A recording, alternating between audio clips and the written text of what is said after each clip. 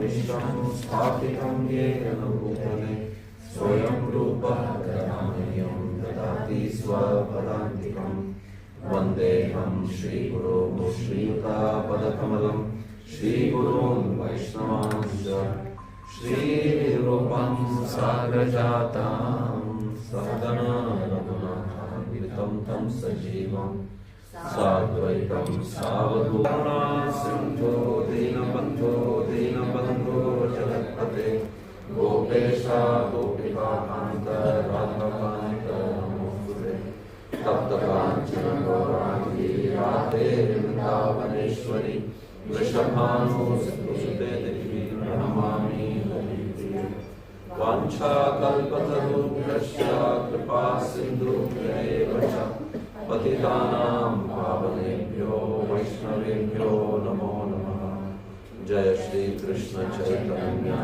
Prabhu Nityananda Shri Advaita Gadadhara Śrivasadi Gaura Bhakta Hare Krishna Krishna Krishna Hare Hare Hare Rama Rama Rama Hare Hare. Shanti mantra. Om Purnamada Purnamidam Purnat Purnam Udachyate Purnasya Purnamadaya Purnameva Vasishyate. Om Shanti Shanti Shanti.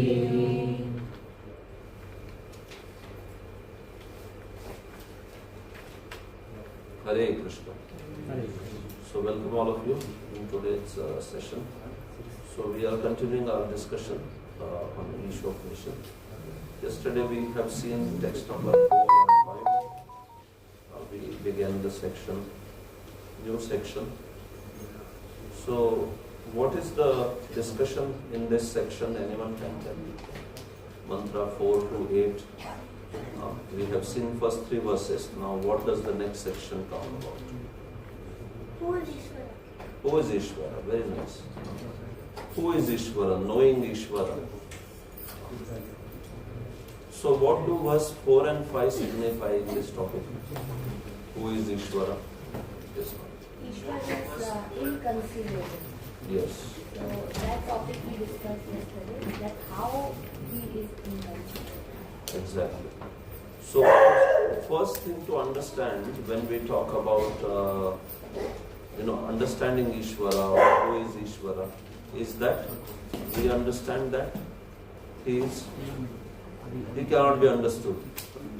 Right? That's the first thing is to be understood. Right? Like that. So if somebody tells you, see, we are limited and God is unlimited. How can limited person know unlimited? It is impossible to know God. How will you answer? If someone says God is unlimited,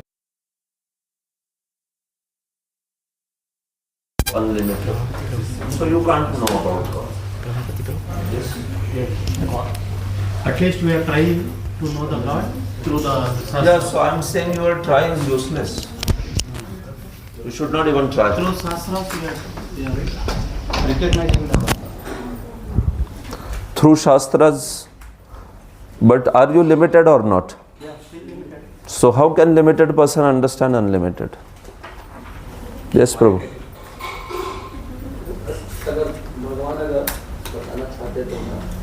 हाँ, बहुत अच्छे. हाँ? हम लोग भले ही सीमित है, भगवान असीमित है, लेकिन अगर असीमित भगवान हमें प्रकट करना चाहते हैं स्वयं को तो हो सकता है कि नहीं? So that is the process of Shastra, that's the process of.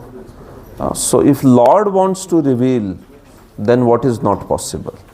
Everything is possible. So we talked about this aspect. So how God and His energies are inseparable. So Prabhupada gave one example for this. Does anyone remember? How God and His energy is inseparable. Achinte Bhedaved we were discussing, in that we talked about one example. What is the example? Sun and the sunrise. Sun and the sun rays. Okay, very good. What more?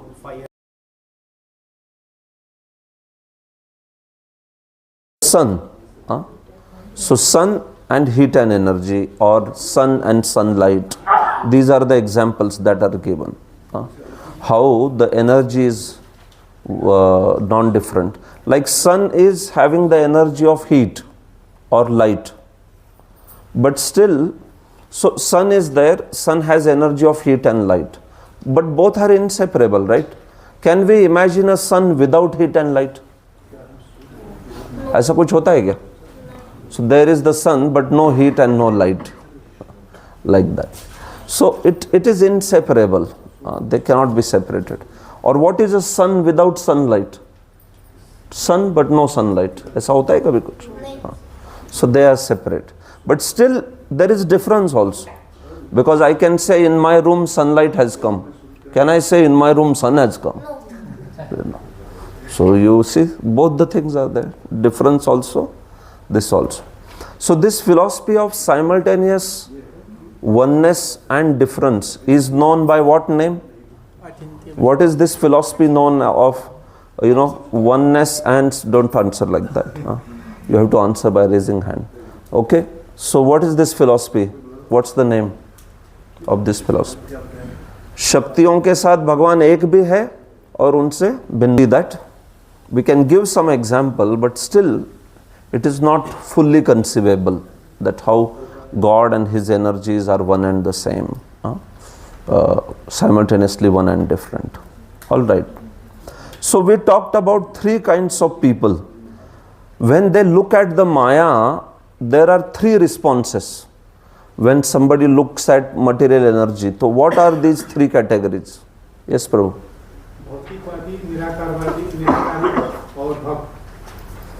ठीक है प्रभु. क्या बोलते हैं भौतिकतावादी? भौतिक शक्ति को देख के सब कुछ मेरे ईश्वरी के लिए बना है, सब कुछ मेरे भोग के लिए बना है, इंद्रिय तृप्ति के लिए. और निराकारवादी बोलते हैं कि ये सब कुछ मिथ्या है. और भक्त बोलते हैं कि सब कुछ सब भगवान की संपत्ति है. बहुत अच्छे. बहुत बढ़िया. हरि बोल. तो इसके लिए हमने एक उदाहरण दिया, प्रभुपाद जी का उदाहरण. प्रभुपाद जी बहुत बढ़िया उदाहरण दिए इसके लिए. क्या उदाहरण दिए? कौन बता सकता है? इस उदाहरण को भी भूलना नहीं है माता जी. Wallet found out on the road. What is the example? First person tries, he sees and he leaves and goes. That is a materialist. He leaves, huh? And he balance, it's not mine, and he. Is that materialist? Think over it. He is impersonalist. Materialist, what does he do? They see who it belongs to and see that it reaches them. Correct. So who is the best person? The devotee. We said that, right? The materialist romanticize the world. The impersonalist demonize. Demonize means Maya. Oh. We don't want to touch it. That is demonization. Like that person who was giving photo. There was a lot of money on the table and yogi was doing like that. So demonizing. And devotees, what do they do? Utilize the world. Utility is the principle. Best nahi, principle. Utility is the principle. Prabhupada taught four things. Purity is the force. Preaching is the essence. Books are the basis. Utility is the principle. So this everything using in Krishna's service, it is also known as Yukta Vairagya. This philosophy is known as Yukta Vairagya. So opposite to this is that impersonalist philosophy, which is Phalgu Vairagya. Phalgu. Jhuta Vairagya hai wo. There is one Phalgu river in Gaya. That's why the name comes from there. So that river flows in Gaya. So it's like sand. You see sand. But below the sand there is water. You don't see that. So but when you go closer then you see. Similarly, one may show great renunciation, sand-like renunciation. Like that. But below the renunciation we see that there is misunderstanding, or there is this thing, attachment in different form. All right. So in this way we see that the logic is insubstantial. Logic cannot take us to what we want to understand about the Supreme Lord this way. So someone may say that, right? Prabhupada in the next verse he talked about deity worship. Very important discussion we had on the deity worship, right? So someone may say, "Arey, deity form is material. Deity's form or deity's constitution is material. So how is this Supreme Lord? So how will you answer him? अरे ये तो भौतिक चीज है, ये तो पत्थर से बने हैं या फिर कुछ like that." Lord is so merciful that we can't perceive him in his inconceivable form. So he is so merciful that he comes in the form of deity as a materialistic material body, and he gives us this opportunity that we can serve him. Correct. So that is very nice. So when he comes as a deity, does he have a material body or it is a spiritual body? It is material body, but he is there in it, because that is. He is there in it. He is there. He is. He is the deity. The Okay. Bhagwan. Correct. So you can say like this, that although Lord is manifesting in the form of matter, but he is spiritual. He is transcendental. So he has transformed his material energy into spiritual energy, like that. The constitution of our body and constitution of Krishna's body, what is the difference? Who can tell? Constitution, yes Prabhuji, बोलिए. उपादान बोलते हैं उसको हिंदी में. भगवान के शरीर का क्या उपादान है और हमारे शरीर का क्या उपादान है?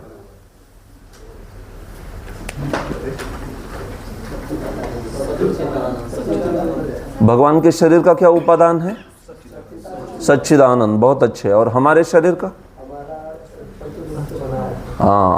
हमारा जो है वो अष्टधा प्रकृति से बना है. भूमिरापो अनलो वायु आदि आदि. भगवान का चित्त शक्ति से बना है. चित्त शक्ति भी दूसरा शब्द है उसके लिए. सच्चिदानंद या चित्त शक्ति बोलते हैं उसको. ऐसे तो ये दोनों में अंतर है. तो जैसे कि माता जी ने कहा, even though Lord comes in the form of matter, but he remains transcendental, because that's how his inconceivable potency is. We heard about that one example given by Pillai Lokacharya. What is the example? Elephant. Elephant. Yes.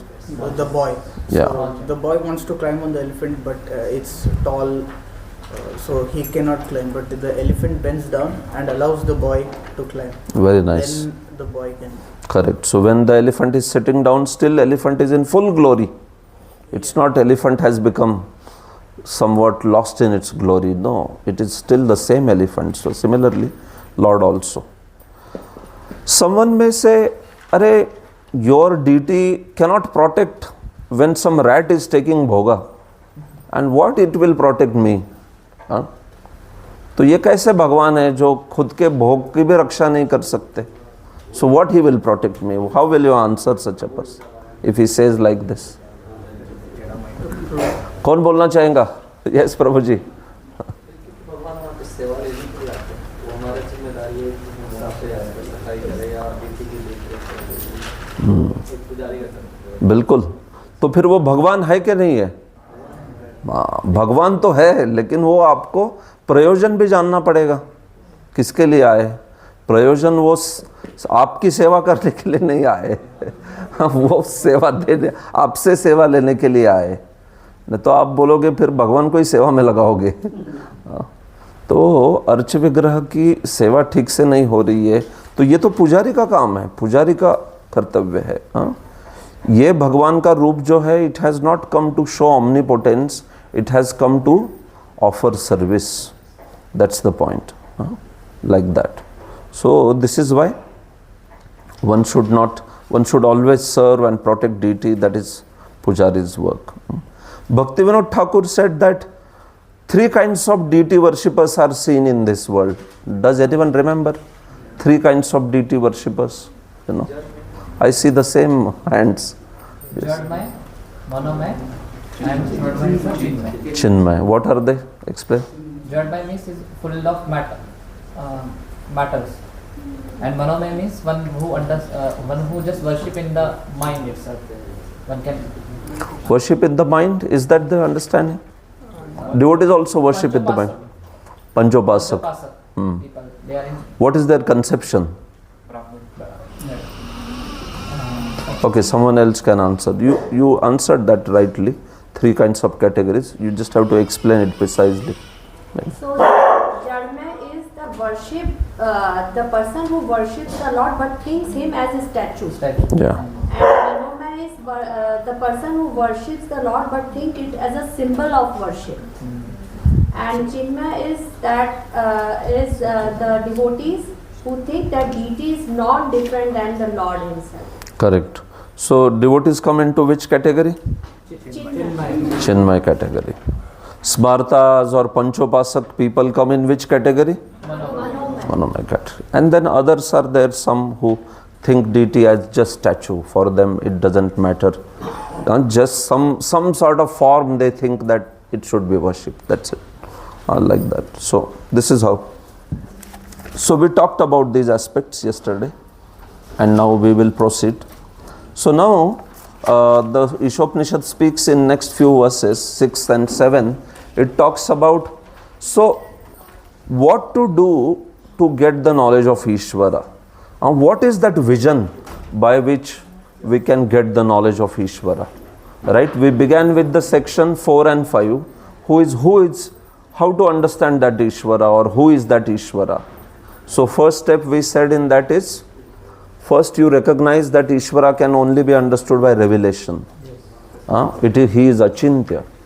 So now the next 2 verses they are talking about. So when a great devotee or Mahabhagavat, when he sees the Lord, how does he see? What is that vision? So if we understand that vision, then we will also cultivate, okay, this is how I can also aspire to see the Lord, perceive the Lord, this way. So you see, the point is, the process is being spoken here now. Process kya hai?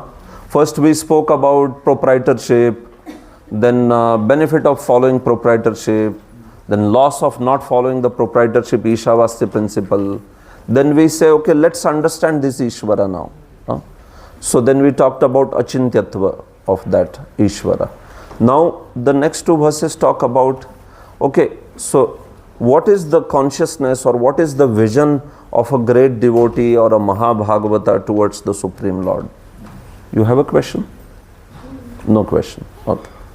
All right. So let's see this now. So mantra 6 and 7, vision of a Mahabhagavat. You can write. Vision of a Mahabhagavat. You take this PPT today from me, and then you can all share it amongst yourself. You see, verse 6 and 7. One second. Spiritual vision of a Mahabhagavat. And then how Mahabhagavat understands the Ishvara, the qualities of Ishvara, they are mentioned over here. So today we will see these 3 verses, 6, 7, 8. This section gets completed today. And then in tomorrow's section, very similar verses are 9 to 11, 12 to 14. So they will be finished. They will get completed tomorrow. This one section will remain, which we will take. Came to me and he said, Prabhuji, I like everything about Bhakti Shastri except the assessment. He said, Prabhuji, why assessment? We should be actually rendering service unconditionally and unmotivatedly, right?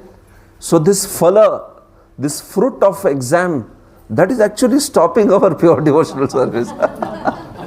I said, you can please go this and tell to Prabhupada because he is the one who designed and we follow Prabhupada. Prabhupada is the one who gave the program as it is with assessment.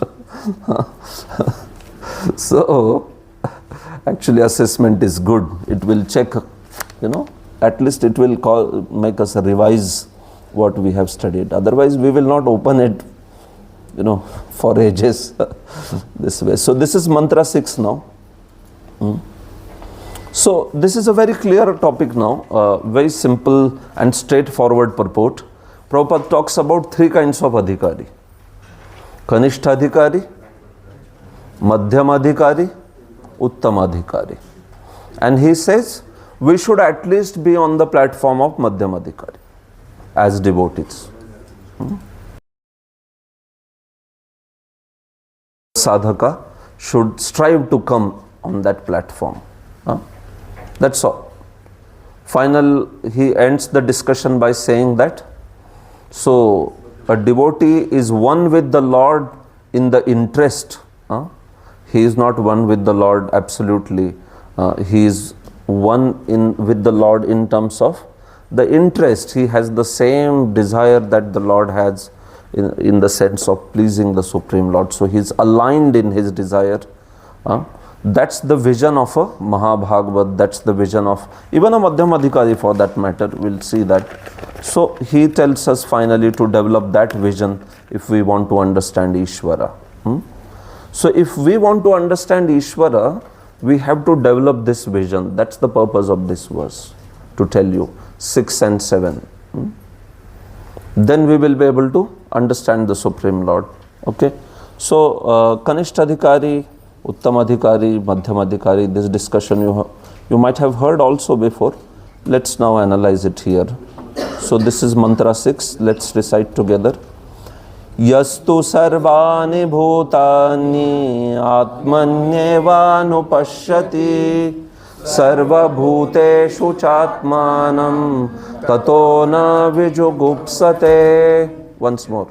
Yastu sarvani bhutani atmanyevānupashyati sarva bhuteshu chatmanam tato na vijugupsate. All right, read translation. He who systematically sees everything in relation to the Supreme Lord, who sees all living entities as his parts and parcels, and who see the Supreme Lord within everything, never hates anything or any being. Yeah.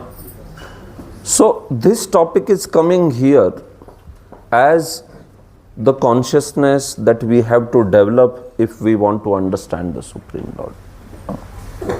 This is the standard.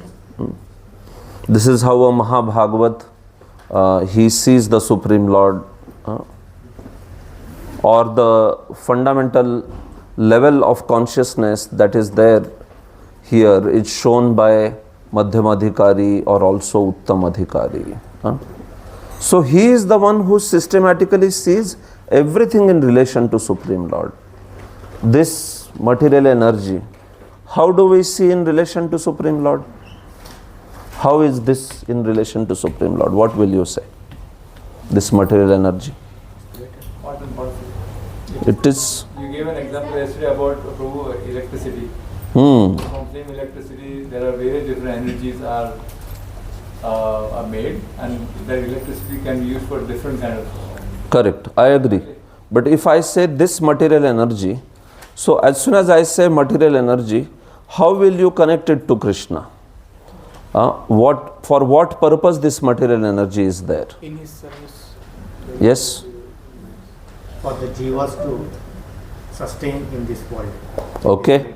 For, Kṛṣṇa has given this material energy so that we can utilize and sustain in this world. And what do we do by sustaining? This. To elevate to the God consciousness. Yeah, to elevate ourselves to the Kṛṣṇa consciousness. See, seeing everything in connection to Kṛṣṇa, I am trying to make you think over this. As soon as you see a man or a woman, how will you see that person in connection to Kṛṣṇa? Anyone? Paramatma. Part and parcel. He has Paramatma. Yes, there is Paramatma in everyone's heart, right? And this particular soul is the part and parcel of the Supreme Lord. So as soon as you think that it is part and parcel of the Supreme Lord, what should be the next thing? Okay, he is part and parcel of the Supreme Lord. Okay, ठीक है, आप अपने मार्ग जाओ, I'll start walking on my own. You walk on your own way. Is that the thing? when we say someone, well, this person is actually energy of the Lord, this person is part and parcel of the Lord, what should be the next thing in the mind? Yeah, because he might have been forgetful about the God's connection. So Yeah. try to bring him to connect him to the God. Okay, yes, bro. So you gave a wonderful analogy about a beggar and how if you are just supplying him the food, there was a challenge that was Correct, yeah. And then how Srila Prabhupada said that if you are giving him Krishna consciousness, that he can definitely transform his life. Correct, yes. If you're just giving him the food, that food he can Be hungry for some time and again he'll be hungry. And then you give an example of few boys when the internet was given to him, how Correct, they were correct. exploited. Yeah. So that's Yes. again, that's how we can connect it with the jiva as well. Correct. See, basically, whenever you see something in this world, no, seeing in connection with Krishna means that we want to use it in Krishna's service. This is meant for Krishna, so this should be used in Krishna's service. As soon as you see the connection, your enjoying mentality will go away. You know, you see a very beautiful, a man sees a very beautiful woman. As soon as he thinks that she is actually servant of Krishna, so she should be engaged in Krishna's service, immediately the other negative aspect would go away. Or as soon as you see great wealth, and you see actually this should be used in Krishna's service, it is Krishna's energy, so you see immediately the attachment will, go away from the mind, and one will see with a purity of intention. This is actually meant for Krishna's service, like that. So when we talk about seeing everything in connection with Krishna, that's the consciousness, that we see it as something meant for service of Krishna. So as soon as devotee sees a beautiful flower, what does he think? He can offer it to God. Yes, Prabhu. You can pluck it and offer it to the Lord. Yeah. And a materialist will say, as soon as he sees a good flower, he will say, "Arey, take it." Like that. But a devotee will think, "Oh, such a beautiful flower, let me take it and offer on the lotus feet of Krishna, Radharani, Gaur Nitai." So this is how. So this consciousness is being spoken over here. One who sees everything in relation to the Supreme Lord.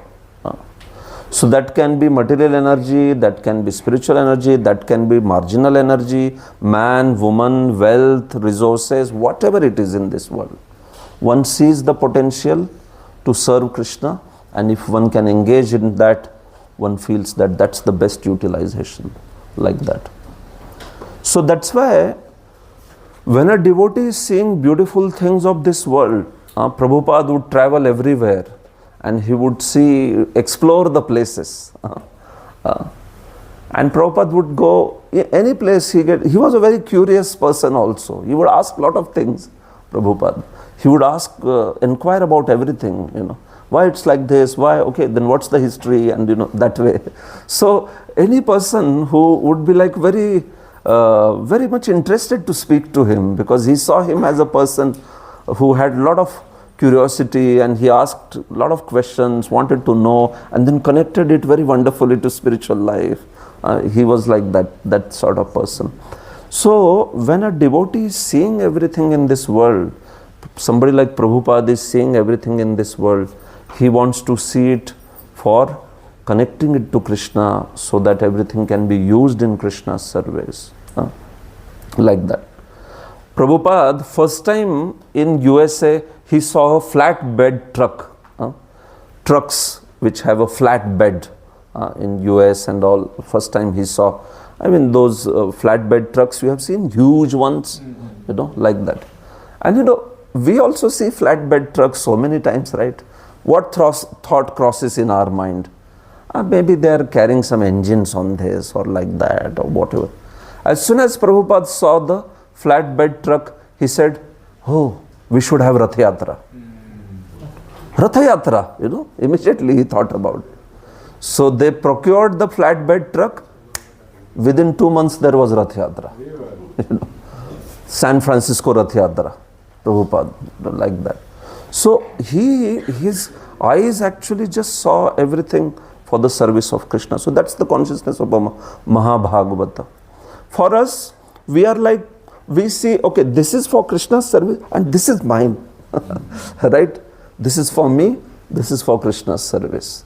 We may not be able to see everything for Krishna's service. This is my quota, which is appropriate. One can have one's quota. But basically the consciousness is that actually everything belongs to Krishna only. It is basically his. Everything is his. It's just that he has given me, ordained me everything for serving him. So, for maintaining my family so that I continue to serve. So, especially when we of my house, I am a tenant here. He is the owner. That's how huge, big kings had that consciousness. They used to worship the Lord as actual king. And I am the servant or senapati of that king. Like that. That sort of consciousness they would have. So this is how, even while living in this world, we cultivate this particular consciousness. That actually Krishna is the proprietor. Everything belongs to him.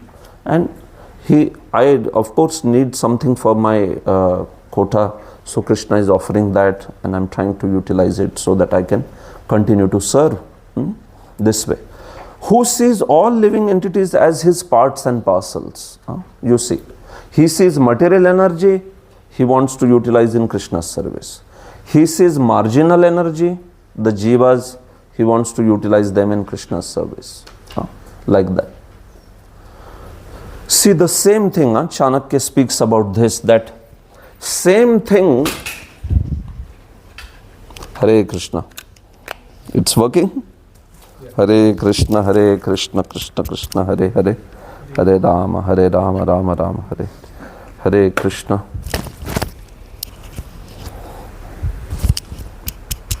Just see what happened.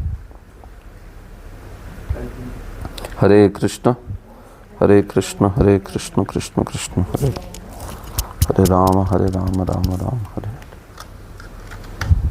Hare Hare Krishna, Krishna Krishna, Hare Hare, Hare Rama, Rama Rama, Hare Hare, Hare Krishna, Krishna Krishna, Hare Hare, Hare Rama, Rama Rama, Hare Hare, Hare Krishna, Krishna Krishna, Hare Hare, Hare Rama, Rama Rama, Hare Hare.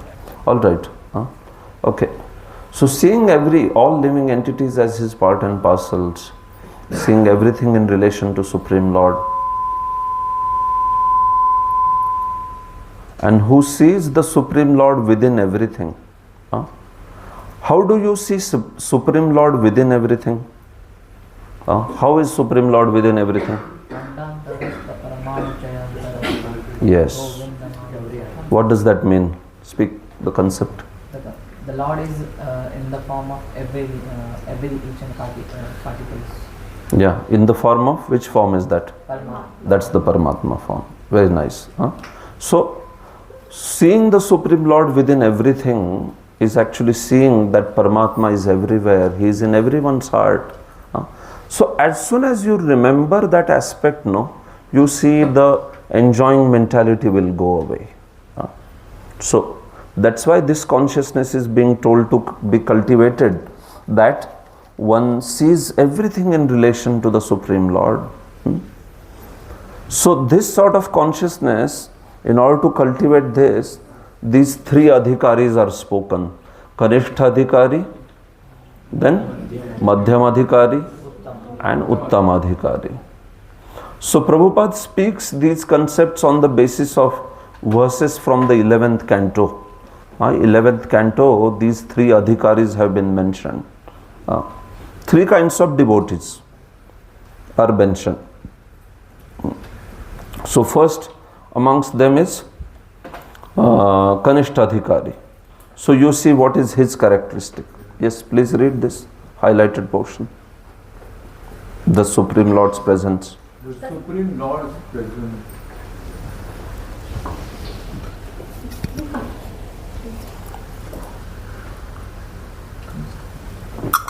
The Supreme Lord's presence is realized in three stages. The Kanishta Adhikari is in the lower stage of realization, Lowest. Yes. Yeah. He goes to a place of worship such as temple, church or mosque according to his religious faith and worship there according to scriptural injunctions. Devotees in this stage consider the Lord to be present at place of worship and nowhere else. They cannot ascertain who is in what position in devotional service, nor can they tell who has realized the Supreme Lord. Such devotees follow the routine formulas and sometimes quarrel among themselves, considering one type of devotion better than another. Yeah. So these are the lowest category of devotees, and they are called Kṛṣṇa. Kṛṣṇa is the lowest, you know that. So what is their characteristic? You see, their defining characteristic is that they think that Lord is only in the temple and He is not anywhere else. So they are not able to see Lord's presence apart from the temple deity anywhere else. They are not able to see that that same Lord resides in the heart of everyone as Paramatma. So if you see Lord only within the temple and not in the heart of other people or not in the heart of devotees, so what will be a natural effect of that? Can anyone tell? If you see the Lord only in the deity and you don't see it in the heart of the devotees, so what will be a natural effect of that, Mother? It's a Vaishnava. Very nice. So then such a person will not give regard to the Vaishnavas. Yeah, so because you don't recognize Vaishnavas, if you don't respect Vaishnavas, so what will most likely happen is he may offend Vaishnavas. Because you don't see that same Lord is also there in the heart of devotees and all. His conception is, Bhagavan kidhar hai? Udhar mandir mein. Apart from that, he doesn't have that knowledge, he doesn't have that much understanding. So when devotees come or like that, then he may not respect them. But as a Vaishnava, the true Vaishnava, as soon as he sees another Vaishnava, what do? We do pranam. Why do we do pranam? Why do we offer obeisances when we see a Vaishnava? Who can tell? Because we see a Lord in him. We see Lord in him. Yeah, we see the Lord in his heart. Yes. Anyone else? Why do we offer Vaishnava obeisance? Because the Vaishnavas are spreading the name of the Lord, they are preaching, they are serving the Lord, and they are dear to the Lord. They are dear to the Lord. Very nice. Because they are dear to the Lord. They are doing so many things, serving, chanting and all, but all because of that they are dear to the Lord. So, Prabhupada would quote that British proverb, love me, love my dog. Love me, and if you kick my dog, then what will happen? Like that. So, especially in the Western world and all, right, the dog is like, people have a great love for dogs sometimes than even the person who is near to them. So, if you offend a person and if you offend somebody who is dear to him, in what case person will be very angry? Sometimes we may offend a person and then you offend a very dear person to that particular person. Like simple example, the father is there and one may slap the father. What if one slaps the child? Father will be more angry or he will say, "ठीक है, मुझे नहीं मारा, बच्चे को मारा." No problem. So the child, of course I am here saying that if somebody is doing it for some proper action, in order to teach something, that's not the scenario I am saying. The scenario where if one hurts who is beloved of that person, then the person may be even more angry. So similarly that's there with the Lord also. So when you respect his devotees, he becomes extremely pleased. When you offend his devotee, he becomes extremely angry. Much more than if you please him directly or you offend him directly. He may not get so much angry when we offend him, because he knows that's their nature. But if the devotees are offended, then he becomes very angry. Same way with the glorification aspect. We may glorify Lord, but when we glorify devotees, he becomes very, very happy. This way. So that's the aspect we see.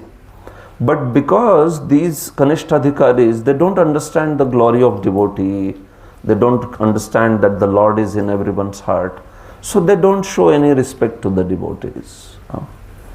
They are only there, Hare Bhagwan, so wonderful.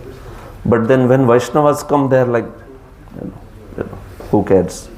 That way, that sort of thing. So that's typically a Kṛṣṇa. You can understand that he does not understand the value of the Vaishnavas, right? Yes, Prabhu. Prabhu, we can understand in this way as well that the reason Kṛṣṇa doesn't understand this stage or level of Vaishnava because he is not informed, uninformed. Yeah. And once he is informed about this level, then he moves into the different level. Exactly. It is like that. That's what.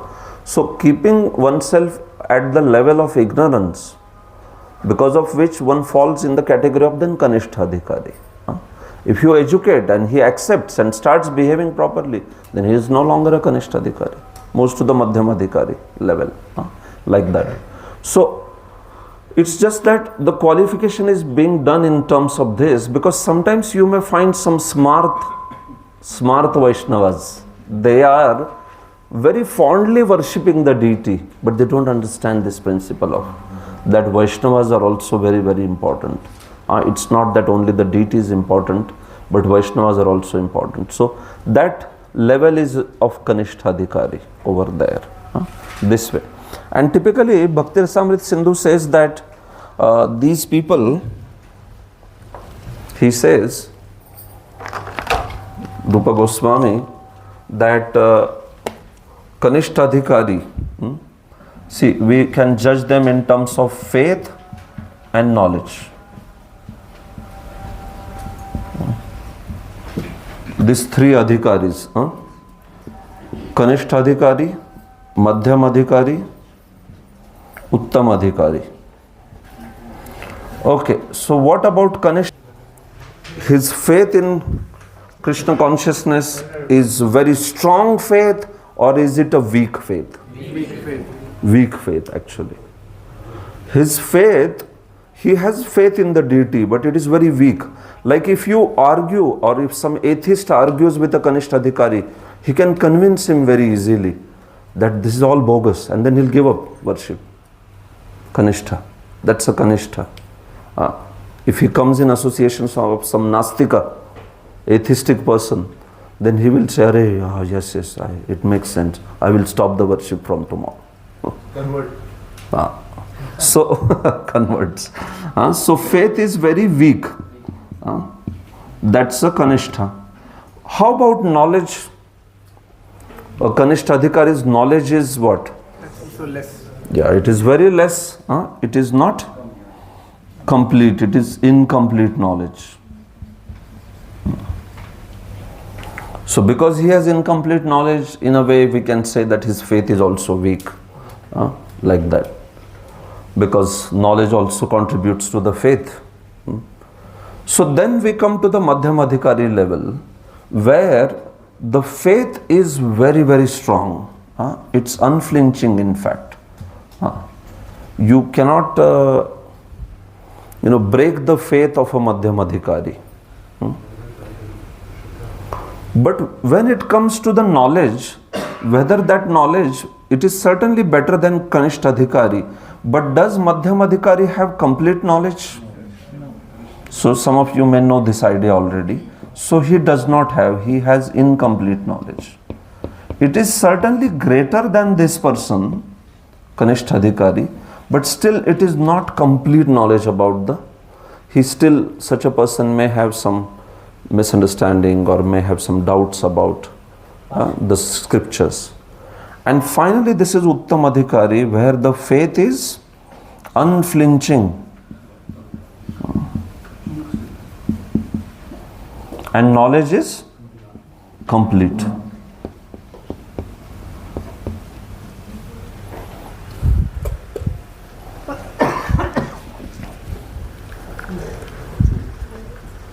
Okay? So, Uttamadhikari has unflinching faith. You can't shake that faith. Just a minute. Same way as Madhyamadhikari also. This strong or unflinching faith is a common characteristic between two. But the knowledge of Madhyamadhikari is not complete. He is yet to have complete knowledge, while Uttamadhikari has complete knowledge. So Shraddha and Jnana, or faith and knowledge, you can see this is how they are placed actually. So that's why the best platform for a sadhaka is that he should be here in Madhyamadhikari level at least. And he should not be a Kanishta, where he has a very weak faith and he has also incomplete knowledge. We should have good amount of scriptural knowledge, although we may not have complete knowledge, but good amount, and the faith should be very strong. So when that faith is very strong, unflinching, such a person cannot be convinced by atheists or anyone to give up the process of bhakti.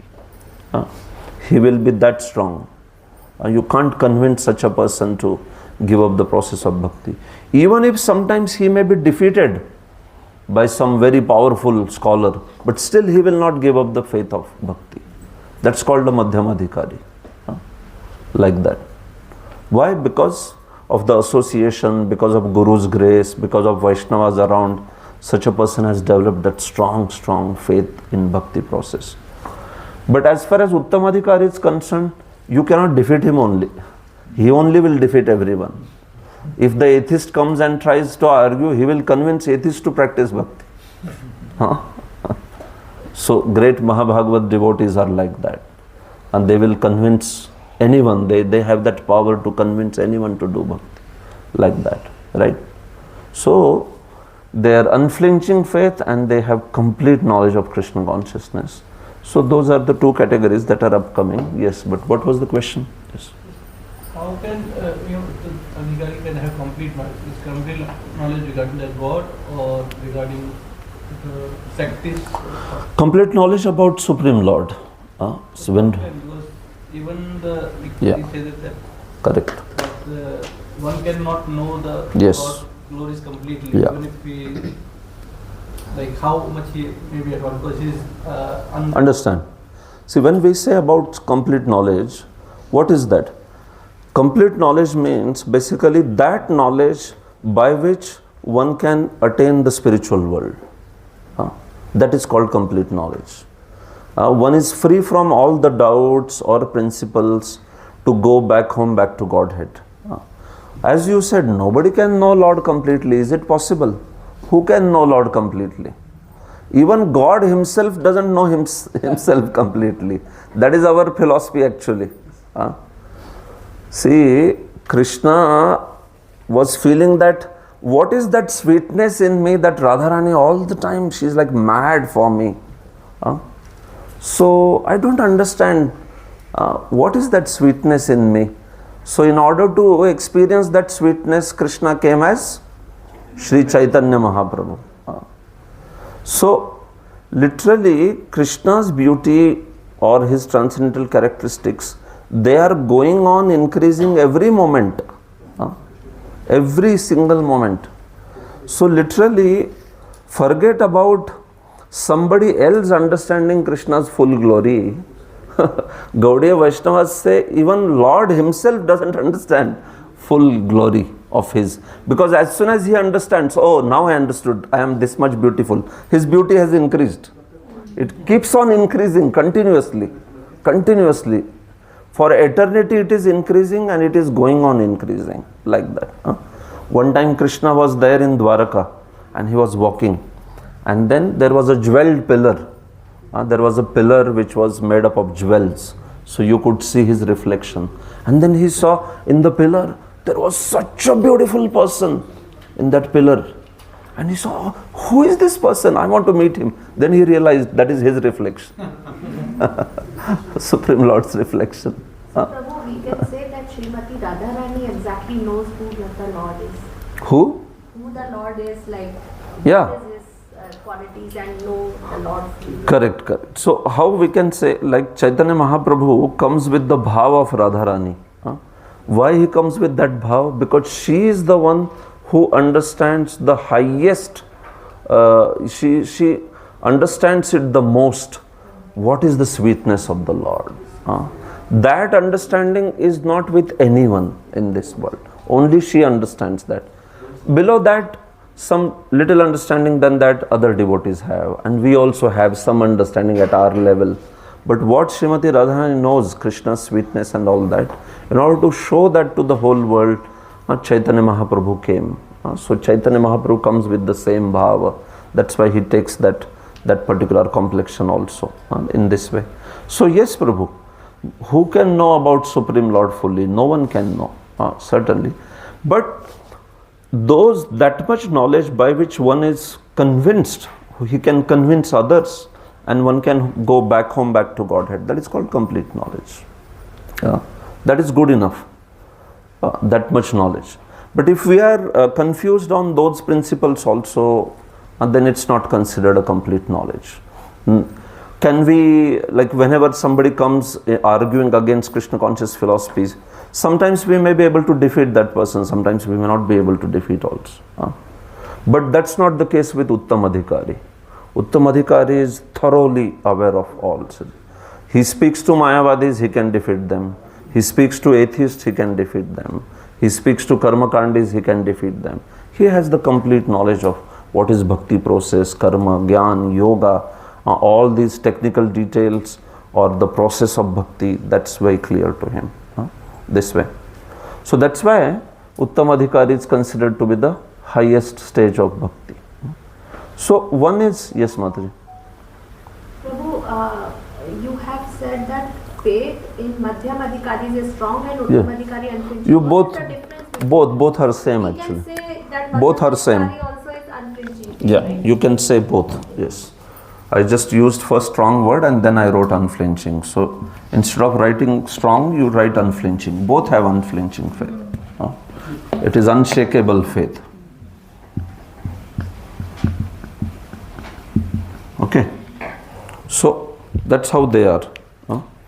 So, but it's just that one is having the ability to also convince others or convince anyone, everyone, while the Kanishta Adhikari doesn't. So the characteristic of Kanishta Adhikari as per 11th canto is that one who is actually seeing the Lord in the deity, but he doesn't see the Lord's presence in the people, in devotees and all that. So that's why his respect is only for the Supreme Lord who is in the form of deity. But you see, now second category is very, very important because that's the relevant category for sadhaka. So please read this. Those who have attained the second stage of realization are called Madhyama Adhikaris. These devotees observe the distinctions between four categories of beings: the Supreme Lord, the devotees of the Lord, the innocent who have no knowledge of the Lord, and the atheists who have no faith in the Lord and hate those in devotional service. The Madhyama Adhikari behaves differently toward these four classes of person. He adores the Lord, considering him the object of love. He makes friends with those who are in devotional service. He tries to awaken the dormant love of God in the hearts of the innocent, and he avoids the atheists who deride the very name of the Lord. Yeah. See, all these verses are from Bhagavatam. If you want the number, I am putting here number. So please. 11 to 47. Yeah, 11 to 47. For the reference of others, you please tell. 11 to 47. 40. Yeah. So those are the references. 11 to 47. That's for Kanishta. Archayam eva haraye. So that is Kanishta. Yeah. 45. So please note these references. Prabhupada's entire explanation is coming from there. 11 to 45, 11 verse Madhyam Adhikari is Ishvare tadadhineshu balisheshu dvishatsu cha Prema Maitri Krupo Peksha Yah Karoti Samadhyama. That's the definition that he is speaking over here, like that. So now this is the Madhyam Adhikari, the second category. What are these? So they discriminate. They look at the people and they are able to see 4 categories of people. So one is Supreme Lord, then the devotees of the Lord, then third are the innocent people. They are like, they are innocent, they are not envious. And fourth ones, they are Dvishatsu, Dvesh Karne Wale. They are the atheistic people or the people who have hatred towards the Supreme Lord. So now, looking at these 4 people, there is a different response of Madhyam Adhikari. So what is the response? We will see. Madhyam Adhikari now, we are seeing how a Madhyam Adhikari behaves. So, Madhyam Adhikari, he comes across, meaning there are these 4 categories. One is Supreme Lord. Then devotees, innocent people, and fourth one are atheists or envious people. When a Madhyam Adhikari, he sees the Supreme Lord, or he basically, how does he deal with the Supreme Lord? Prema. He serves the Supreme Lord with great love. Prema. What was Kṛṣṇa Adhikari doing with Supreme Lord? Was he serving him or not? Yes. He was also serving Kṛṣṇa Adhikari. But he may not be able to serve with prema like this Madhyam Adhikari. But he also has devotion. Some devotion he has. That's how the characteristic was defined. Archayam eva haraye. Yah shraddhaya ihate. He worships the deity with some faith, no doubt. Not as much as Madhyam Adhikari, but with some faith. But when devotees, they are seen by a Madhyam Adhikari, or when he is dealing with devotees, what does he do? Maitri. This is the characteristic now. Maitri. He becomes a friend of devotee. Friendship. He serves them out of great friendship. He knows that these are the people who are very, very dear to the Lord. Friendship. What was Kṛṣṇa Adhikari doing with devotees? He has nothing to do with devotees. A devotee had taken by apne ko kya, whatever. He is only interested in the Lord. He doesn't have anything to do with devotees.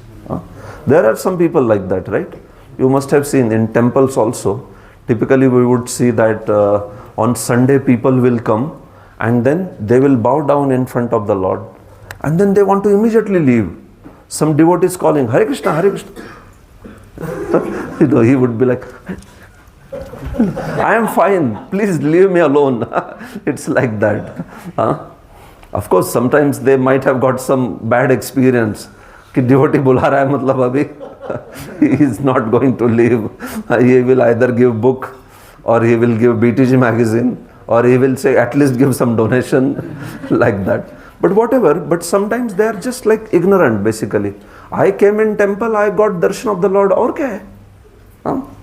Who else is to be seen or met with? He doesn't understand that in the temple of the Lord, along with Lord, there is one very important person. Who is that? Vaishnava, devotee, Srila Prabhupada, devotee basically. So that he doesn't understand. So immediately wants to leave from there. But that's not how Madhyam Adhikari. When it comes to devotees, he becomes a friend of devotees. And that friendship is characterized by service, by affection, by all these characteristics. So, भक्तों के साथ मैत्री, भगवान के साथ प्रेम. अच्छा, when he sees the innocent people, what does he do? Kripa. He has very compassionate or merciful nature. Mercy. Kripa. When he sees people, somebody doesn't know about God consciousness and all that. So, what does he do? he shares Krishna consciousness, he is very merciful to them. People who are innocent, they may be ignorant also, innocent and ignorant people, though he has a nature of being compassionate or merciful to them. And finally, Dvishatsu, envious, how does he deal with them? Upeksha. Upeksha. Upeksha means what? Ignore.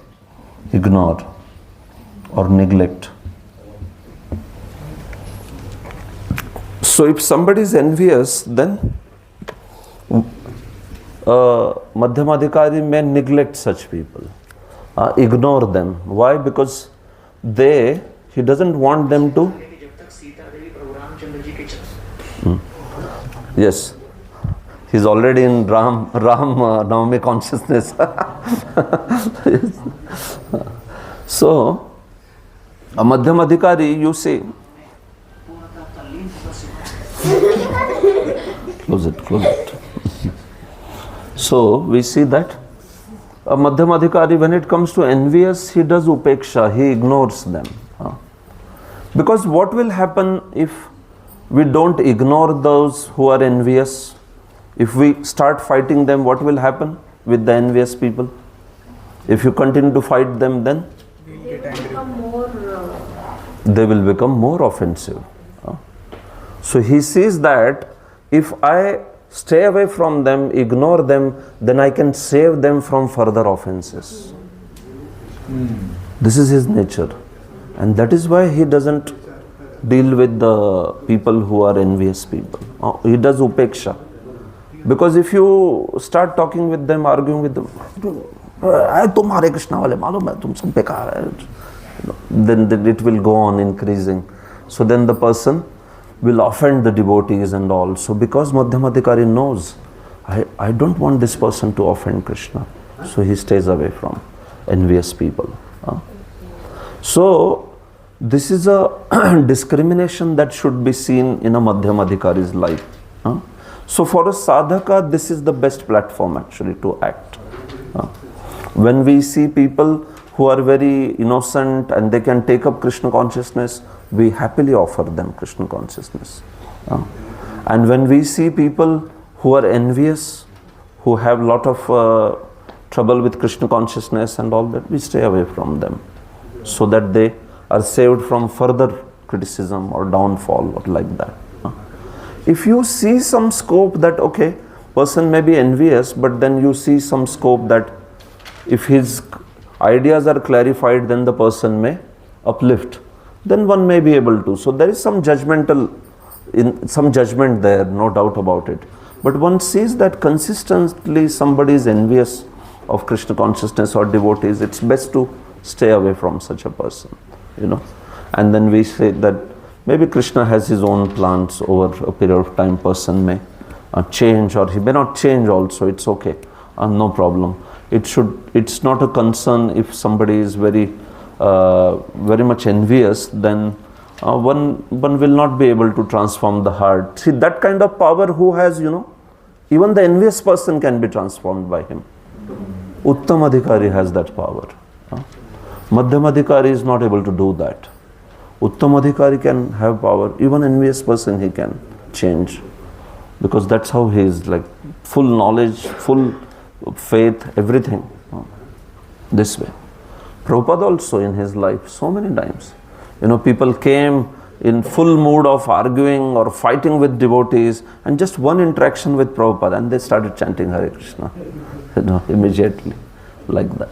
Why? Because that sort of great devotion, that power he had.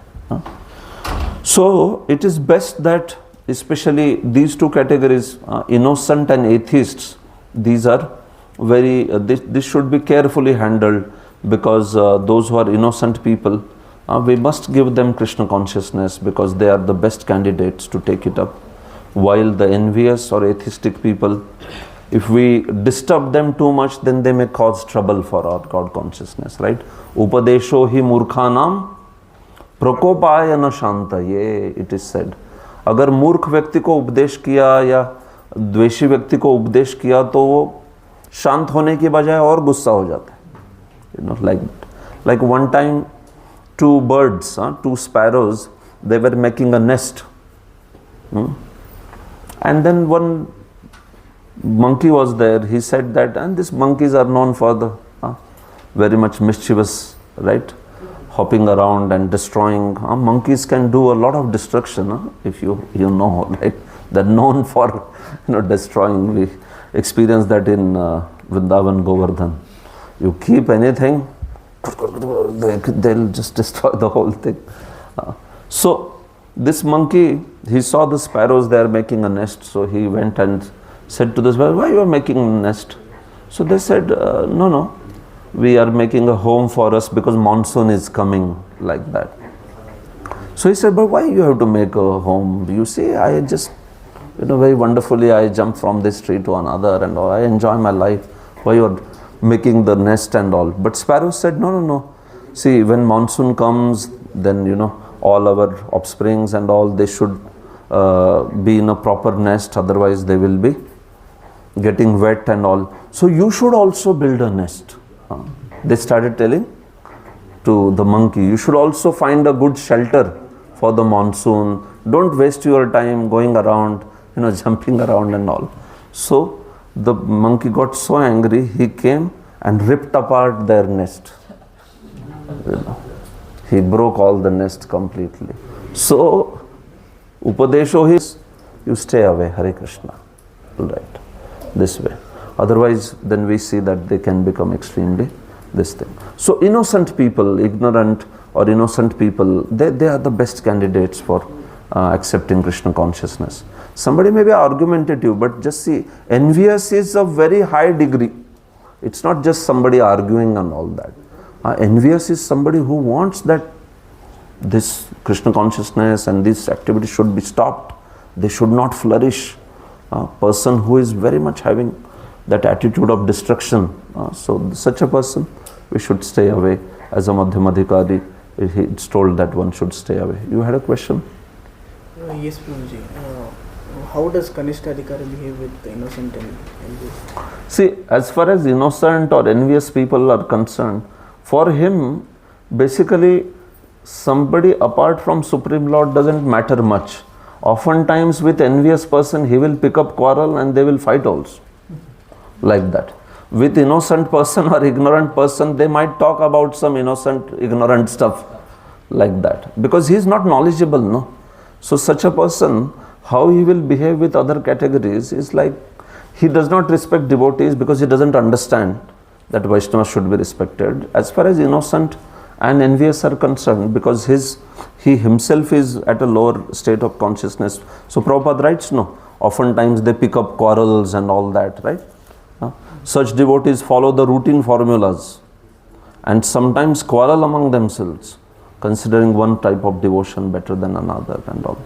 Yes. So these are like materialistic devotees, and devotees but those who have very materialistic kind of ideas, that person. All right, yes. Yes, Prabhu. How to actually handle the non-devotee who are envious to us and also devotee who is envious? Yeah, see, if non-devotees who are envious to us, then best is to stay away from them. We don't, see, if we don't have to deal with them, it's best that we don't deal with them.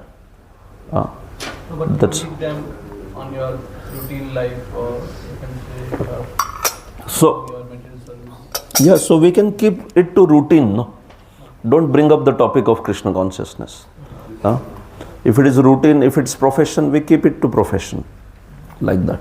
So still sometimes they may poke us, so we can tolerate, like that. But in many times in work life and all, if we just keep it to the professional level, then that's it. It gets sorted, because we are not talking about anything personal beliefs and all that in that manner. As far as devotees are concerned, if there is envy amongst the devotees and all, yes, that is a very important question and very relevant question. So actually when there is envy amongst the devotees, envy is like, something, it is said that it burns oneself. It's like a hot potato. So you are holding it. Holding envy is like very hot potato you are holding in your palm. and you are looking at someone. But who is holding the palm? Who is holding the potato? You. So who is going to get burnt? You are only going to get burnt.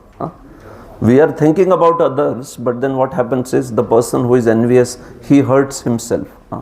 So for Vaishnavas, first characteristic in fact of Vaishnavas is he is trying to give up envy.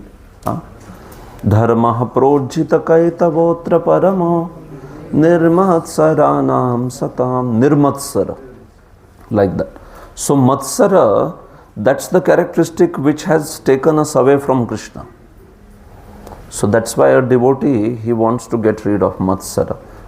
So what is the best way if we feel, or if we are dealing with some envious devotee or like that? So Mahaprabhu says that from the same mouth by which we are criticizing a devotee out of envy, or we are hearing that devotee's criticism out of envy, with the same mouth we glorify that devotee, we appreciate that devotee. So this takes some sort of courage, and it takes some mental stability. It's best that when you have somebody you feel that he is envious, go and talk to him directly. Let's go and talk, if that's the feeling. So go talk and discuss. What happens? Why do devotee relationship get spoiled? I feel that he is envious of me. I go and talk to third fellow. Then he talks to his friend. Then he talks to his friend. And then this person comes to know from 3-4 people. And then you can imagine whole misunderstanding like that. Full of misunderstanding. So our problem is we don't talk to devotees. We talk about devotees to everyone else. We keep on talking about devotees like that. Oh, pata hai kya wo Prabhuji? I told him so many times, he doesn't improve only. Like that. What is happening in his life? What happened? All gossiping, right? Sometimes. What happened with that devotee? What happened?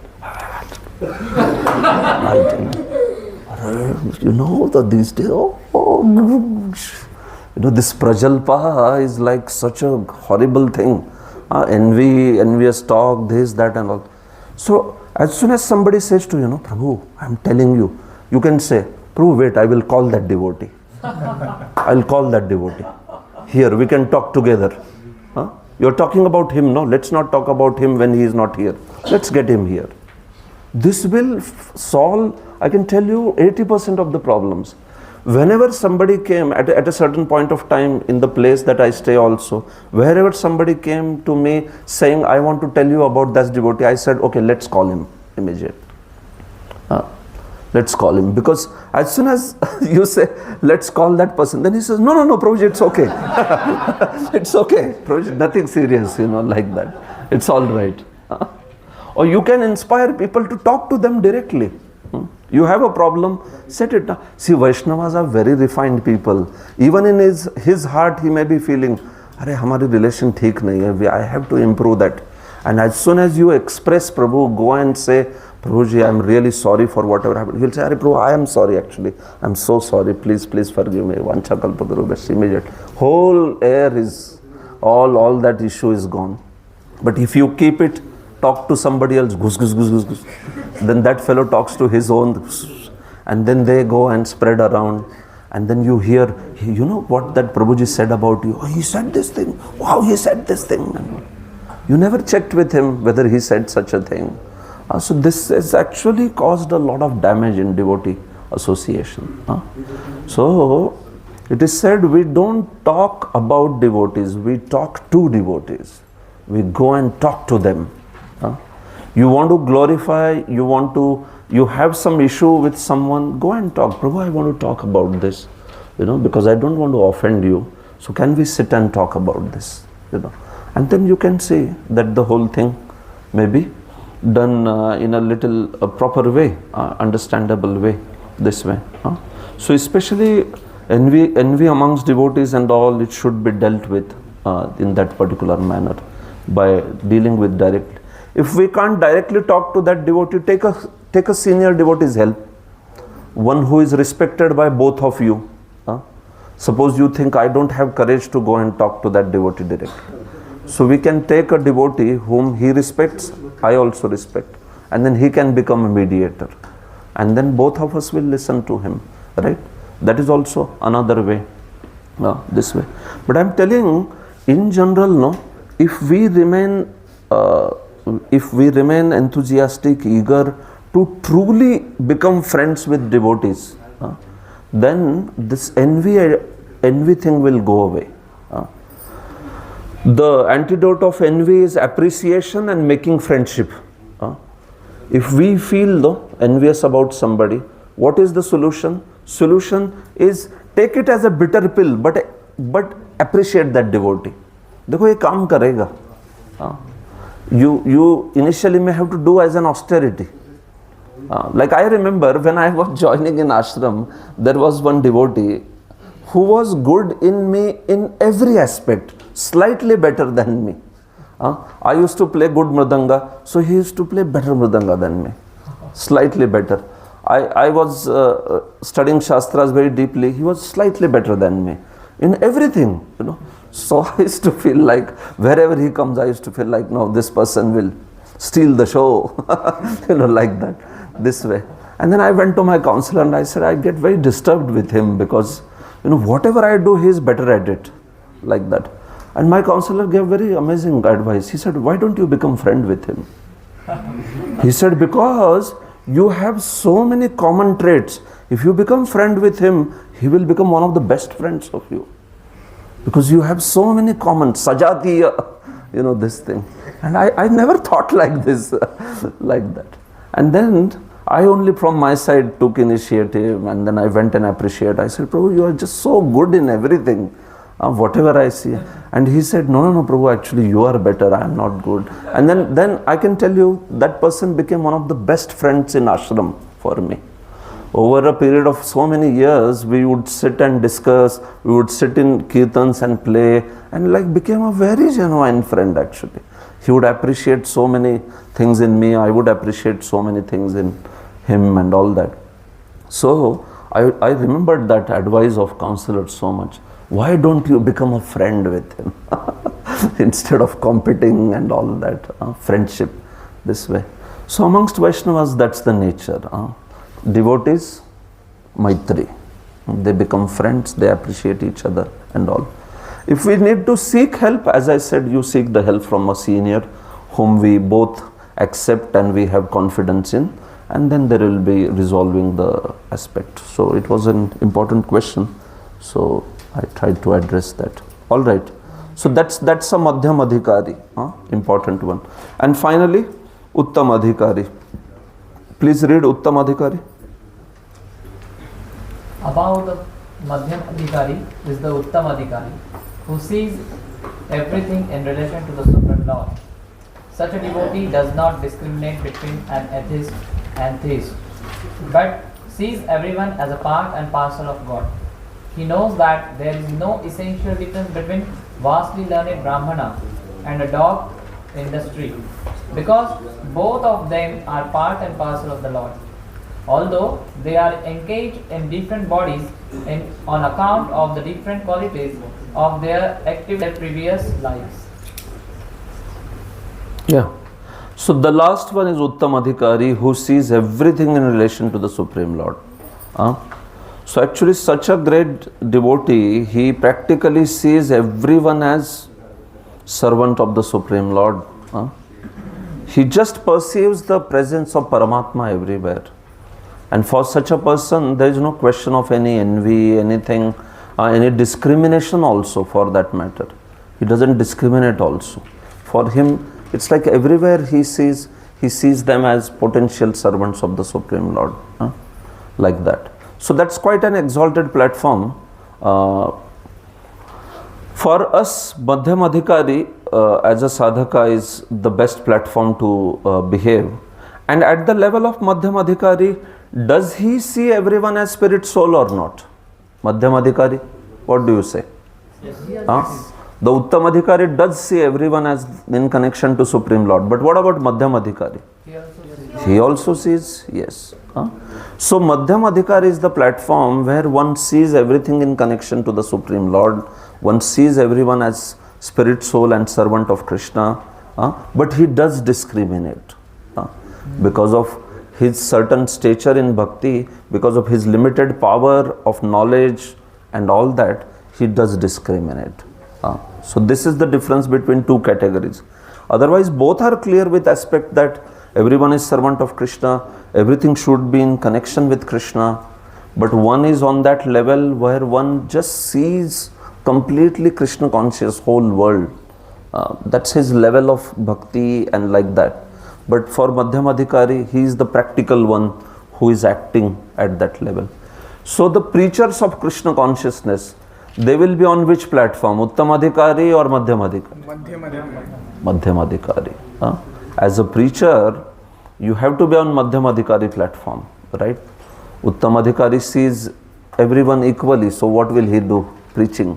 But Madhyamadhikari discriminates. Okay, here is innocent person, here is envious person. Stays away from envious people, upeksha.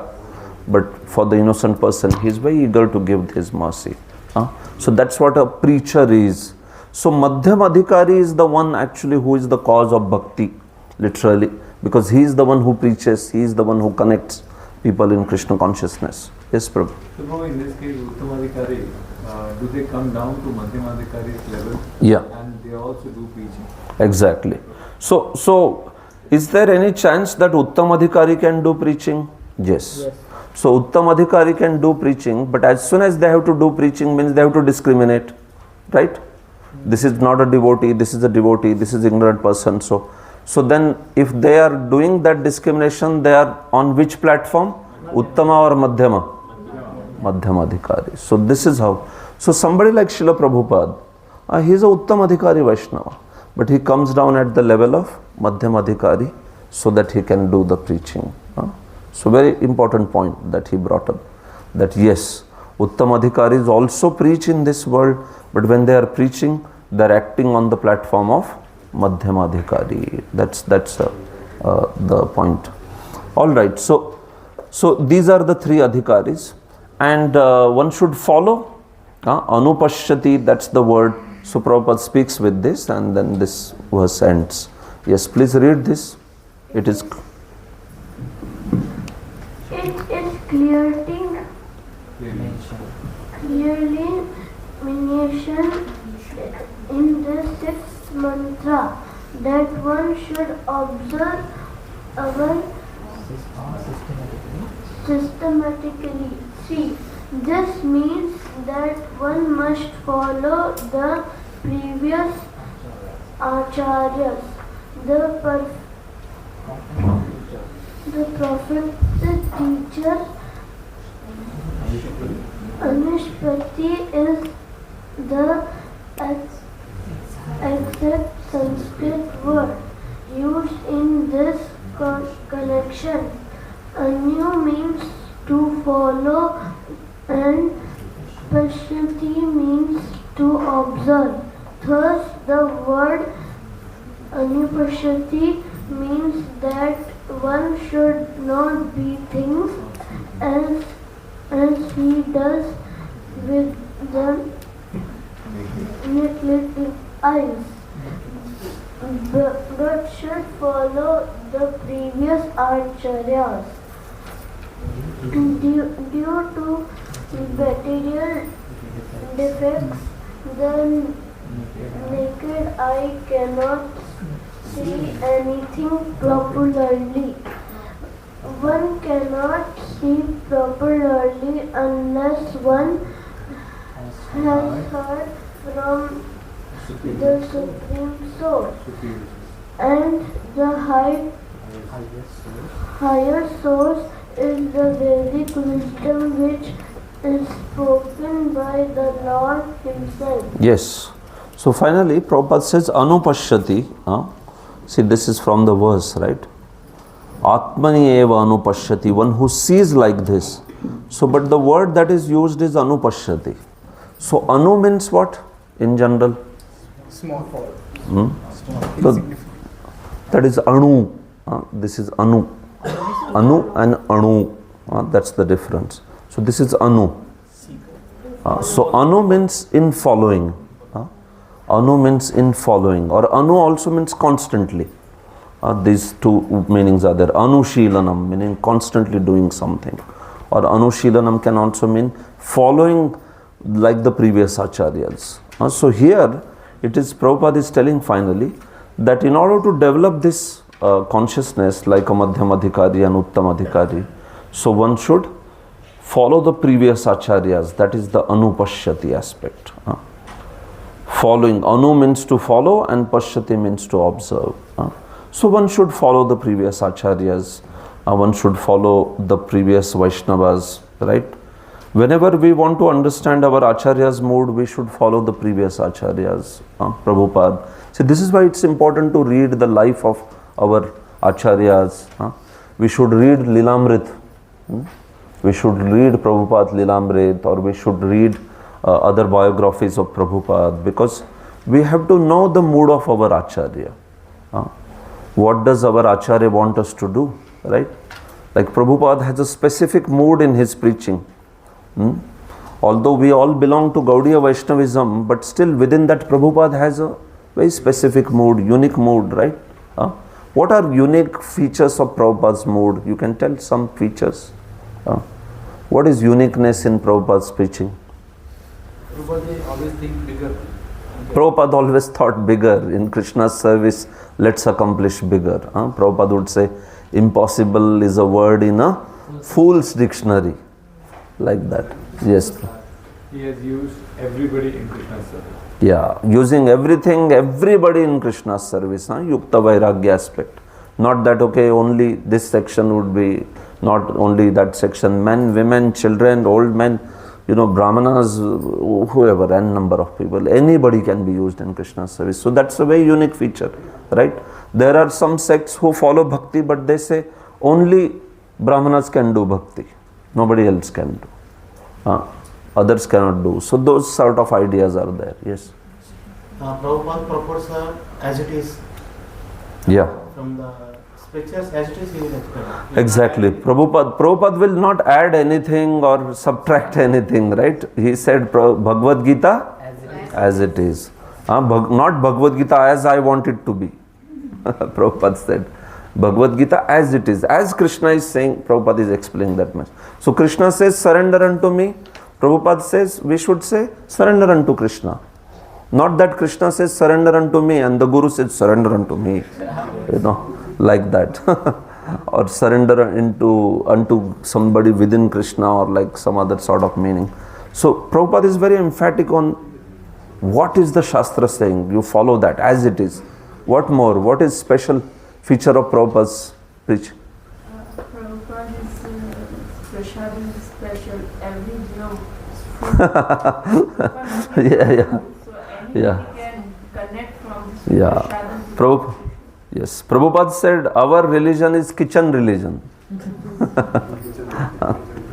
Initial days, there was one disciple of Prabhupada, Kirtanananda. So Prabhupada would call Kirtanan Maharaj, Kirtanan Swami as Kitchenananda, because he was a very good cook. He would make first class, prasadam. So Prabhupada said, here is Kitchenananda. So Prabhupada Kirtananda, that is Kitchenananda. He said like that. So Prabhupada said, ours is a kitchen religion. Wherever we go, first thing we do is, prasad ka kya vyavastha hai? Let's make huge prasadam. So he stressed that. Actually, Prabhupada ka, favorite was kachori, but he was very happy feeding gulab jamuns to others. तो हिप्पियों का favourite gulab jamun था ISKCON bullet बोलते हैं उसको ISKCON bullet Prabhupada would call it ISKCON bullet like that. Yes, last one. Prabhupada is very bold in his Bhagwan? Okay. Yes, Prabhupada stressed the holy name very much within his bhakti. Even amongst all the 9 processes, Prabhupada stressed the chanting of holy names. There he spoke about that. Everyone engaging. All right, we will go ahead. He followed the instruction of his Guru Maharaj. Yeah, his complete faith in his Guru Maharaj's instructions. So many features actually. Prabhupada was against atheistic science. Prabhupada was very much against impersonalism. Prabhupada focused on Yukta Vairagya principle. Prabhupada was not too much for bombastic philosophy and all.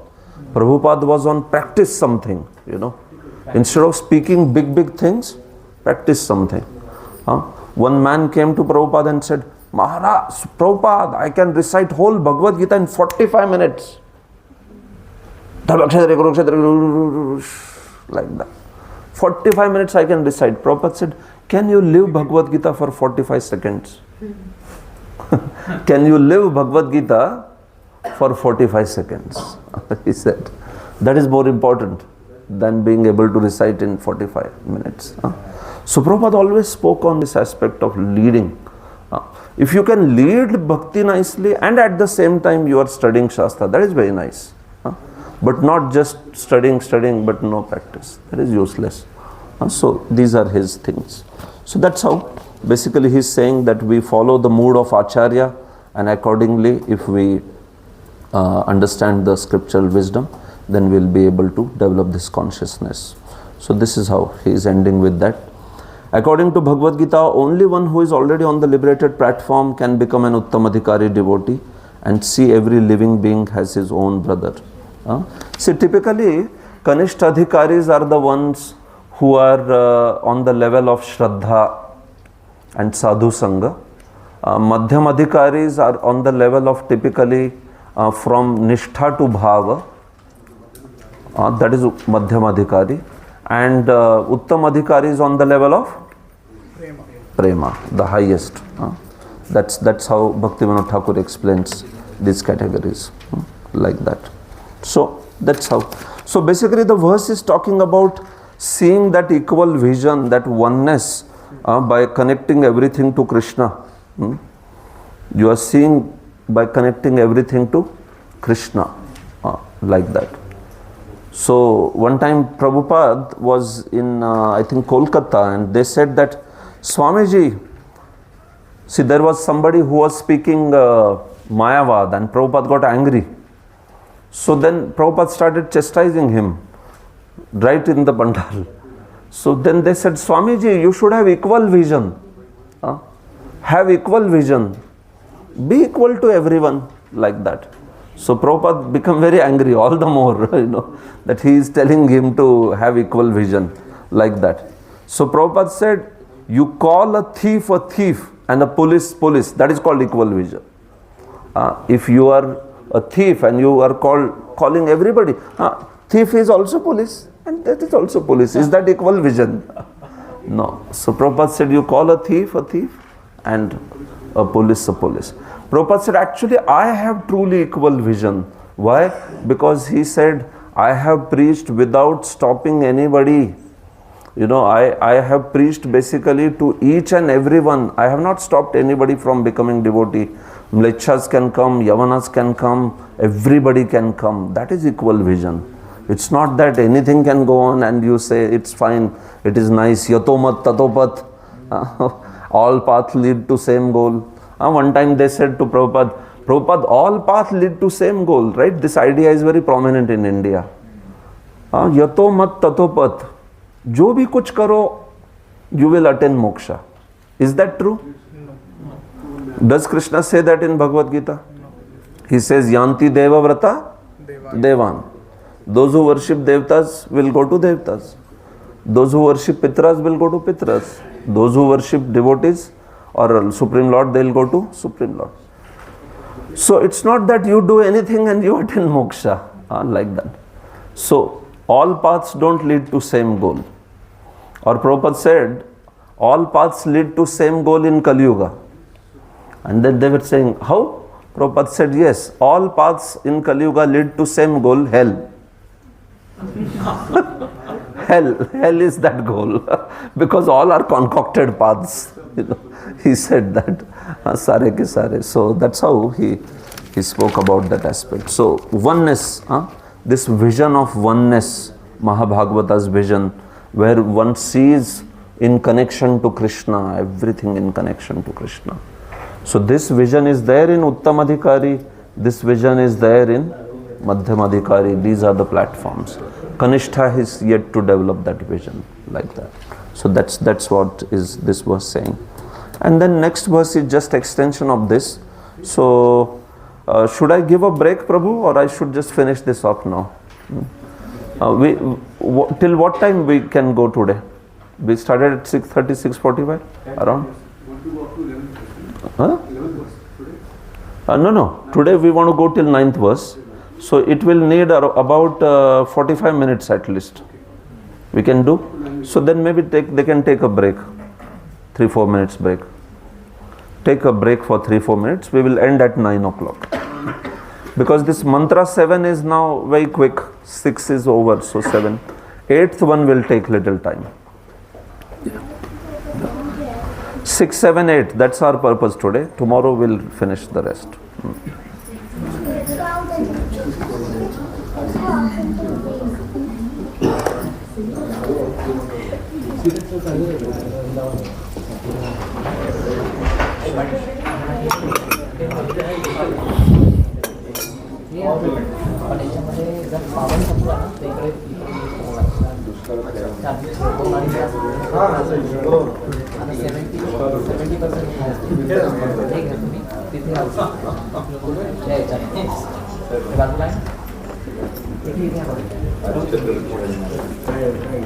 Shrinath, take this.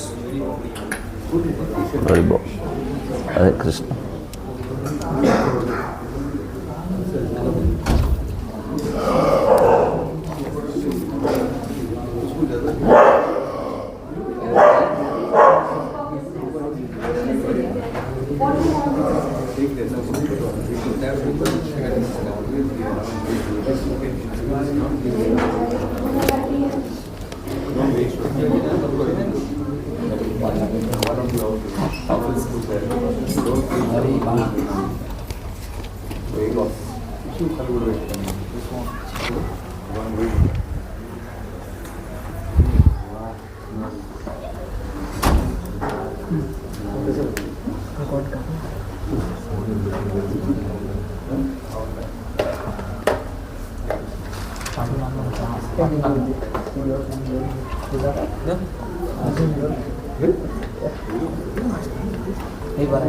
Come start.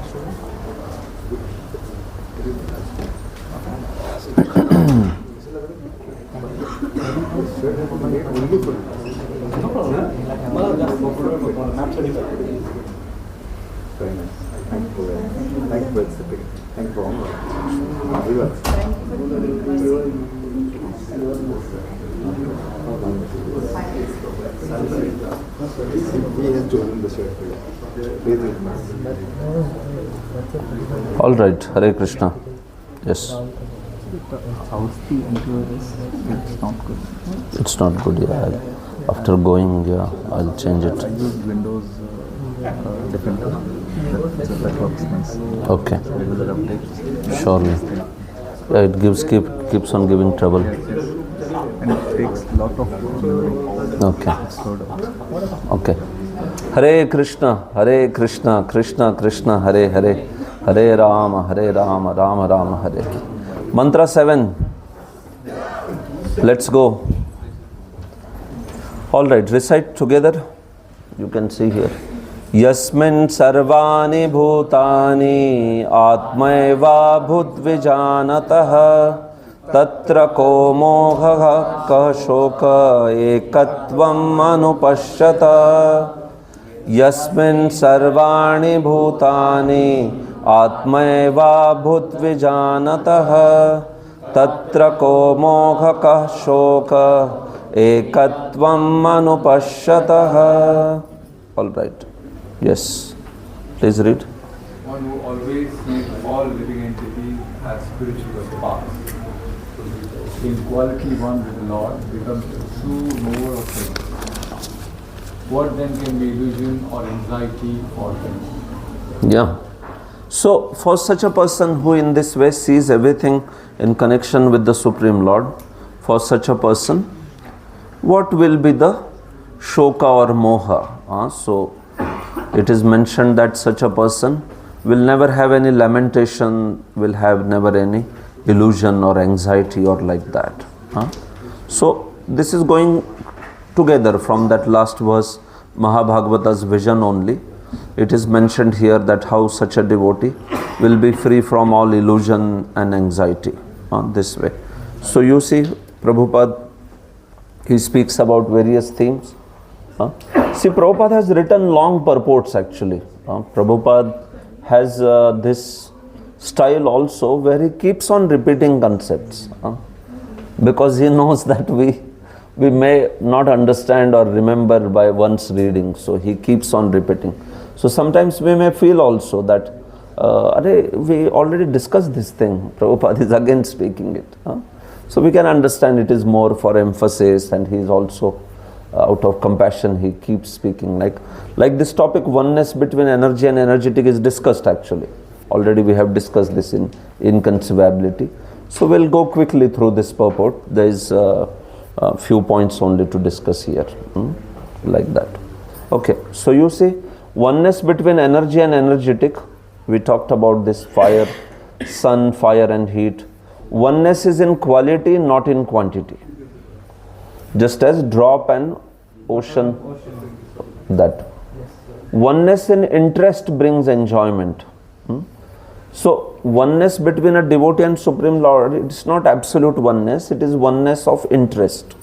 The devotee and Supreme Lord, they both have the same interest, that is the pleasure of the Lord. Separate interest is what causes shoka and moha. That is lamentation and illusion.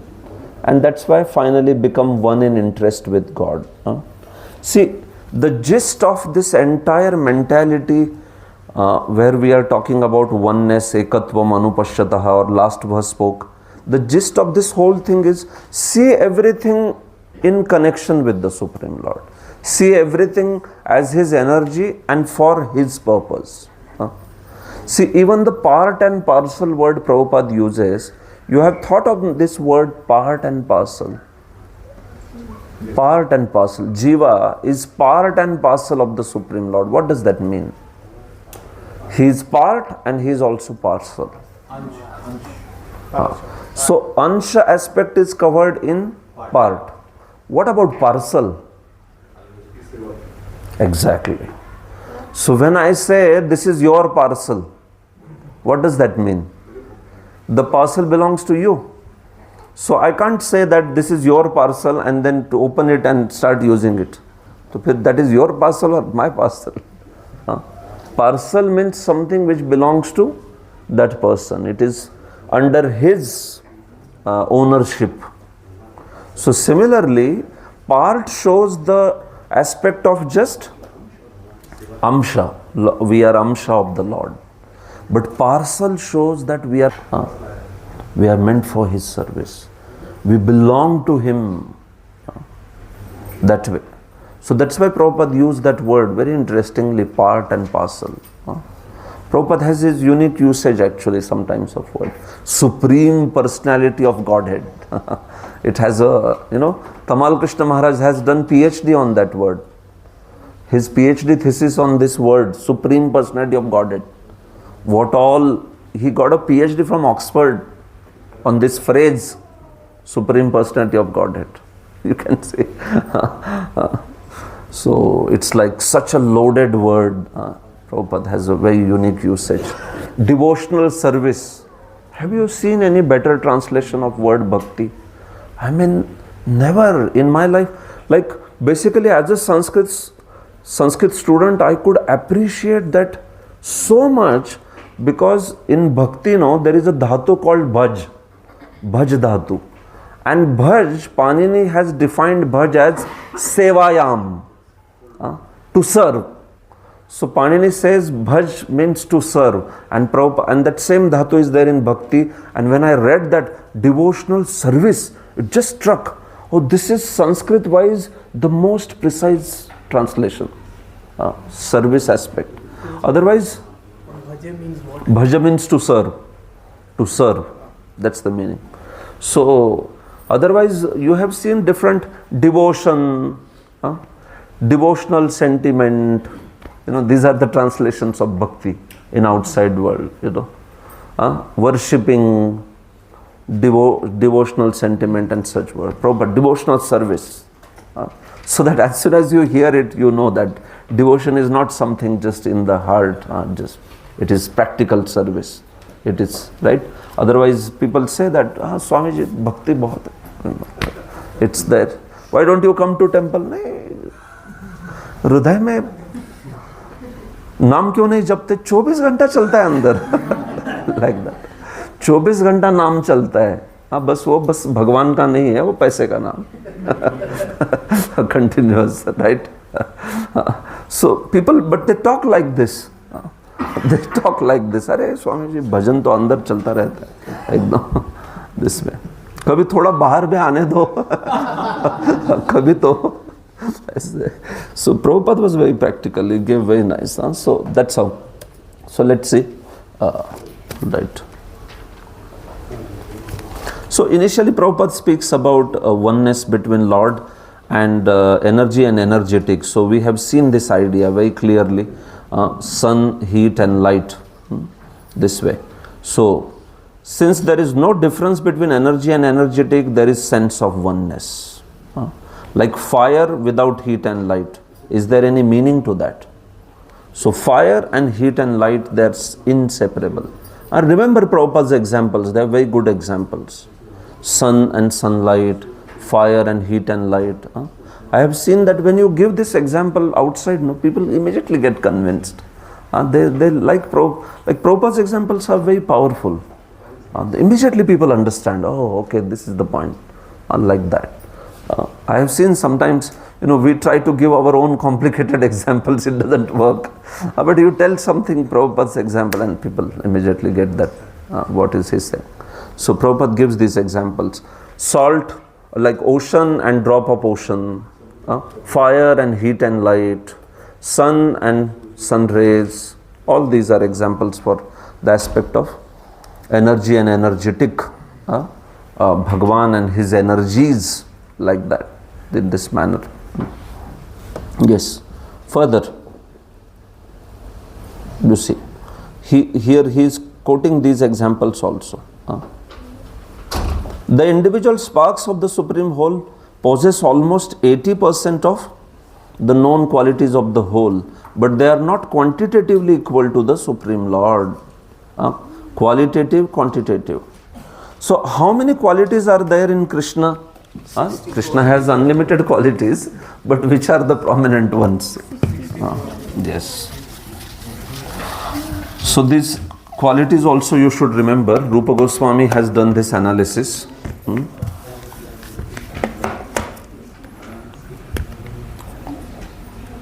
So Kṛṣṇa has how many qualities? 64. Only 64? No, unlimited. Unlimited.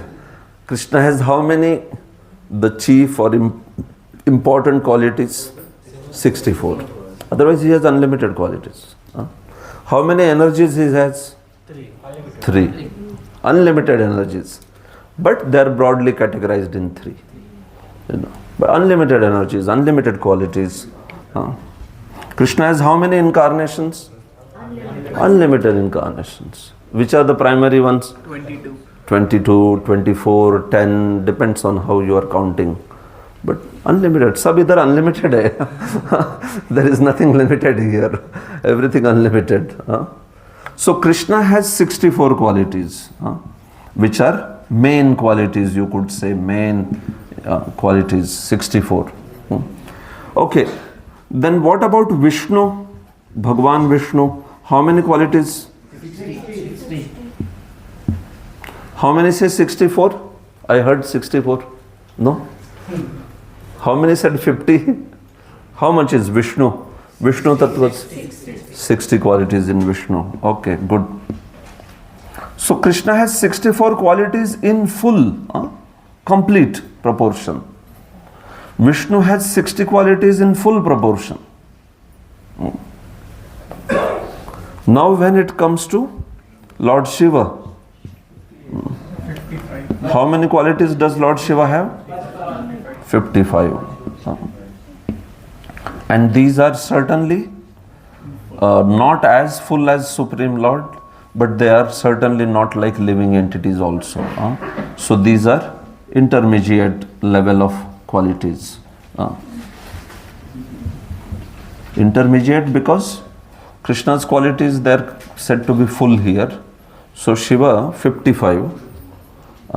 And then there is Brahma 50. as well as all other living entities. Kitni qualities? 50. So then what is difference between Brahma's 50 qualities and our 50 qualities, meaning Jivas? A living entity has how many qualities? 50. Brahma has 50. What's the difference? They are more complete than Brahma's qualities are on a higher level. Yeah, so when it comes to Brahma's 50 qualities, no, for Jiva, for a living entity, whatever is supposed to be the maximum proportion, he possesses it. For the category of Jiva, those 50 qualities, whatever is maximum proportion, he possesses it. But with the other living entities, it's not like that. They possess partial fraction of that potency also, meaning they already have less qualities, which is 50, and those 50 also they have fractional portion, like that. That's the difference. So you have to, one can remember this like that. So, can you explain the difference between the two of them? Which one? Like of Brahma and living entity. See, Brahma and living entity, I was saying, Brahma manifests those 50 qualities in full. At the level of living entity, whatever is full manifestation, that is manifested in Brahma. But then the living entities, they don't manifest it in full. Like if you have 100 wattage, suppose, 50 bulbs of 100 wattage. So Brahma manifests full wattage, 100 wattage. But when it comes to living entity, they'll manifest only 60 or 50. Although they also have all those 50 bulbs with them this way. So that's the difference. Otherwise, rest of them, they manifest full manifestation of those particular qualities like that. Okay. So, yes. So, if you see, therefore, Ekatvam does not mean that a living being is equal to Supreme Lord in all respects.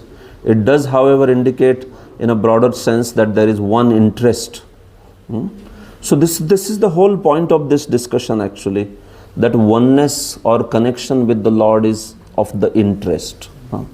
We understand that this is Lord's desire, and Jiva or the Bhakta also has the same desire to please the Supreme Lord. Just as Prabhupada says, in a family the interest may be one, or in a nation the interest may be one, in this way, like that.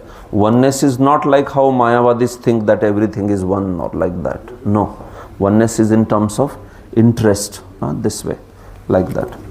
So, when we talk about this knowledge of oneness, no? See, knowledge of oneness and knowledge of difference. We are simultaneously one and different from Supreme Lord, right? Why is knowledge of oneness important and why knowledge of difference is important? Can someone tell? Oneness क्यों important है जानना, that we are one with the Supreme Lord? And why it is important that we should also know that we are different from the Supreme Lord? Yes, Prabhu. So that we can, to avoid ourselves to have a concept of Mayavadi, it's better to have... So what, difference or oneness? Now you are talking about which aspect? Oneness? Yeah. So Mayavadis also say that we are one with the Supreme. Correct. So in order for us to clarify ourselves that we are one, but we are different, yeah, that becomes very transparent, and that makes our concept more clear. Correct. So are you saying that, so that's why we talk about difference, because I am saying two aspects. We are one and we are different also. Yes. So as far as talking about oneness is concerned, we and Mayavadis both are in the same category. They also talk about oneness, we also talk about oneness. What is unique is we also talk about difference, like that. So literally what distinguishes us from Mayavadis is that difference aspect, like that. You got it? Yes. So then in that case what you are saying is right. Yes. But what do we talk about oneness also? Oneness की बात करने का फायदा क्या है? Why should we as a living entity talk about that actually you are one with the Supreme? इससे क्या फायदा होता है? We have to go back to Godhead. Very nice. See, if you don't talk about oneness with the Supreme Lord, then you will feel like this is the place to stay. So in order to show that your nature is not this world, in order to show that actually you should be asked to talk about oneness. But if you just speak about oneness, then like a Mayavadi, one will think that I am only the Lord. So then you have to talk about difference also. This way. Right? So this is very, very important. That's why both the aspects are spoken. Oneness and difference. Both the aspects. If we don't talk that our nature is not mundane, but we are also of transcendental nature, then naturally person will ask, so if I have transcendental nature, so what is my destination? Isn't it? This way. So इसलिए एक बहुत बड़ी बात है, whenever Prabhupada spoke, no, Prabhupada just did not say you are spirit soul. He added one very important statement with that. What was that statement? Whenever he said you are spirit soul, he also added something. You're the part. That is all same. He just didn't say that you are the spirit soul. He also said something. You are not the body. Haribol. Yes, that's right, Mataji. Whenever Prabhupada said, na, you are the spirit soul. देखो, you are the spirit soul बोलने वाले बहुत लोग थे. Even before also, aham brahmasmi, मैं आत्मा हूँ. लेकिन Prabhupada added the second line, you are not the spirit, I mean, you are the spirit soul, but you are not the body. So you are not the body means don't give too much attention to the body. So now chant Hare Kṛṣṇa, eat prasad and all that. Otherwise, no, there are so many yogi gurus, they keep on speaking, you are spirit soul. और वो क्या करता है उठ के body देखता है कैसी है. You are spirit soul, okay, अच्छी body बन रही. अरे कोई तो बोले कि you are not the body. Like that. So one of the scholars of Princeton, I think Princeton or whatever, US University, he said that Swamiji was an amazing preacher, he said. He said, when he said that you are the spirit soul, he said he came up with this very important corollary in addition to that, that you are not the body. And he said that's why his followers immediately came to the transcendental level. They understood that, okay, we are not the body, so I have to do something for the soul. I can't be on the bodily platform. This way. It's a very important thing. It may look like, one may say, it is redundant only, no? You are not spirit soul, you are not the body, Prabhu. ये तो same ही चीज हो गया, नहीं same नहीं है. Unless and until you tell people that basically you are not the body, why? So you are not the body, so then they will not give up their absorption in the body. So because of that, people gave up the absorption in the body. Because Prabhupada was very clear on that. This way. One time Prabhupada, when he was teaching initially, so people are so stooped in consciousness that we are body, that when Prabhupada said, see, you know, I am not my body. So one hippie got up, raised his hand, got up and said, Swamiji, if I am not my body, then whose body I am? You understand? What is he saying? If I am not my body, then whose body I am? So much body. He is convinced that he is someone's body. If he is not his own body, then he is someone else's body. He is convinced. So Prabhupada said, that's what I am trying to tell you. You are not anyone's body. You are spirit soul. Like that. So he say, oh, it's like that. I thought I am somebody else's body or what. Like that. So fully convinced that I am body.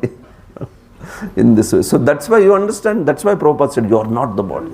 You are not the body. You are spirit soul. You are spirit soul. In this way.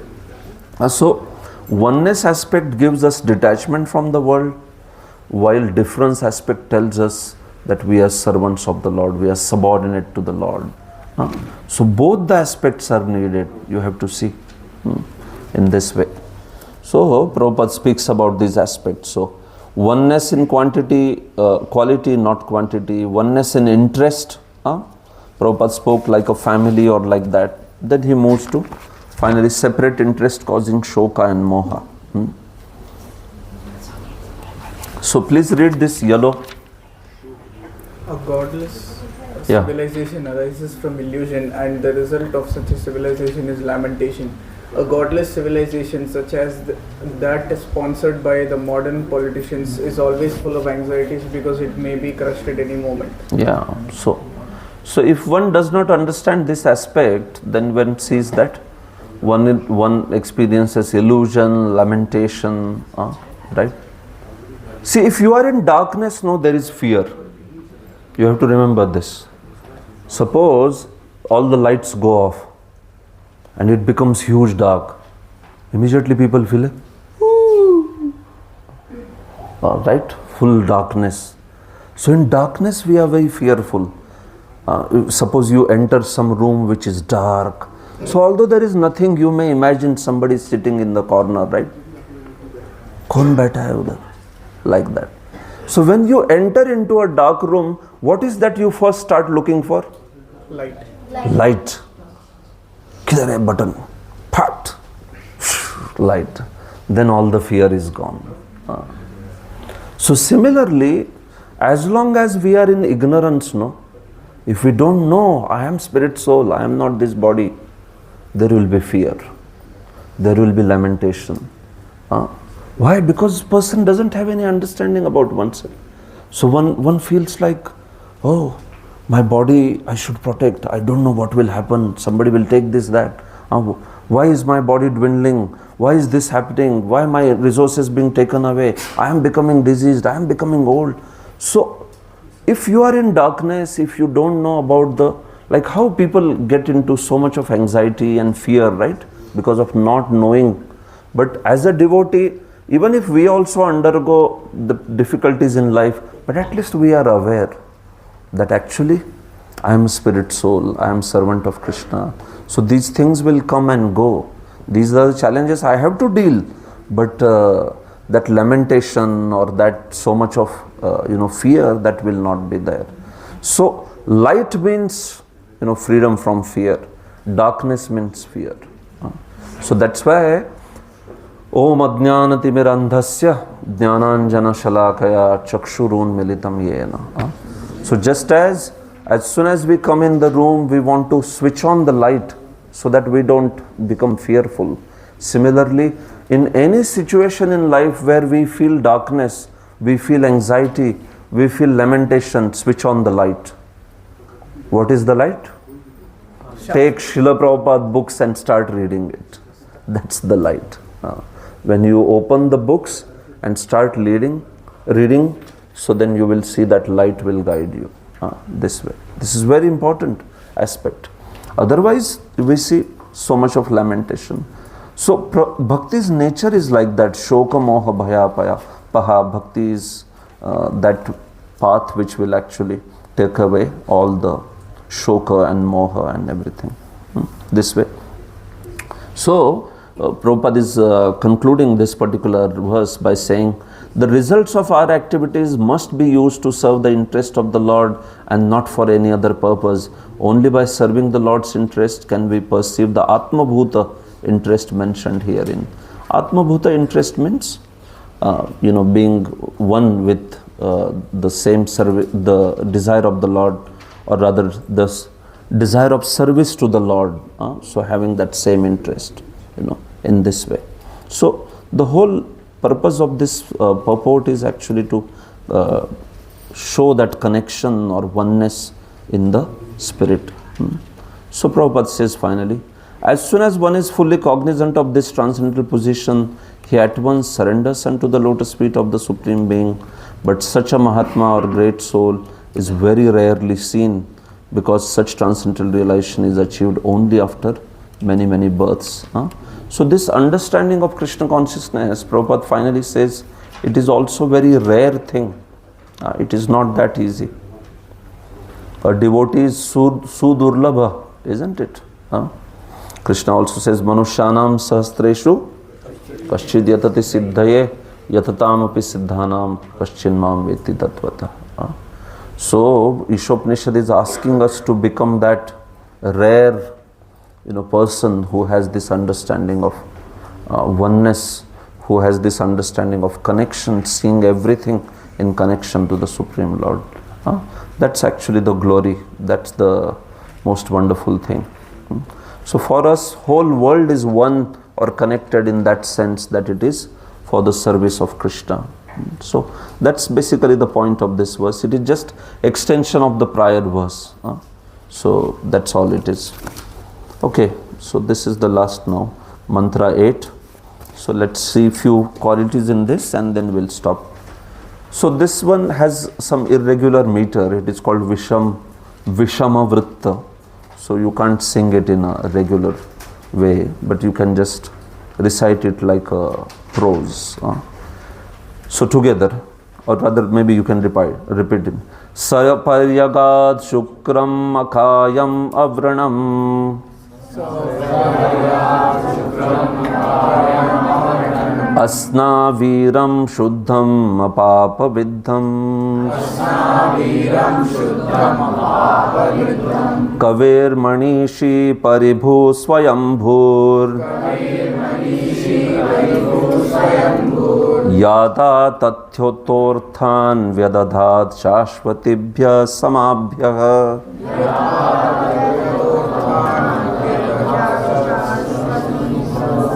So you see this last line became so long, right? Typically this one were okay, but then the last one became so long because this is a uneven meter. It's uneven meter, so then you have to recite it like that. Okay, all right, read the translation. Such a person must factually know the greatest of all, the personality of Godhead, who is unembodied, omniscient, beyond reproach, without veins, pure and uncontaminated.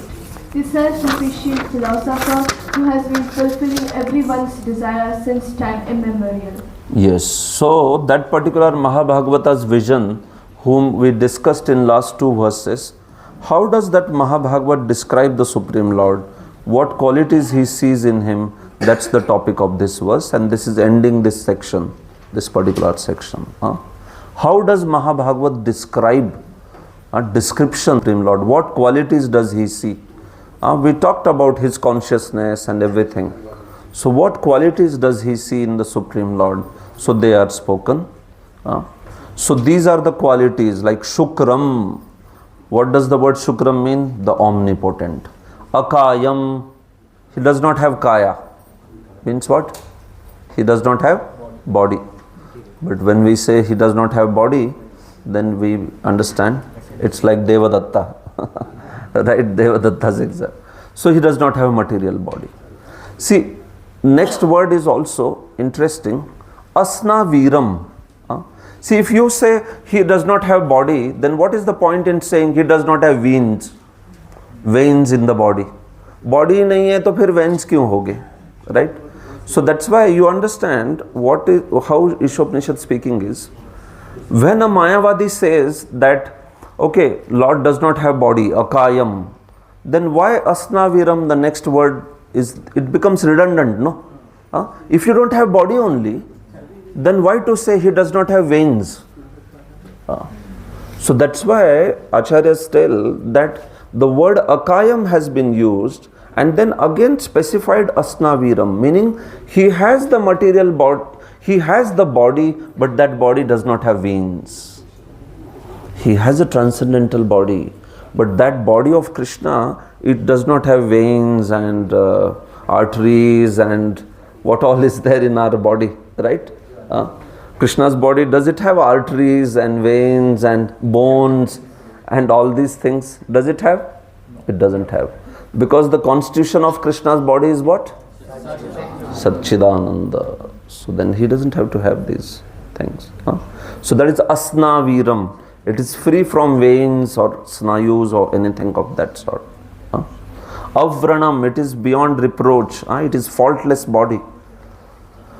Shuddham, Supreme Lord is pure. Apapa viddham, he can't be touched by any sin or like that. So now these words, you see very nicely Prabhupada has explained them. We will see now all these different characteristics. You see how they are explained.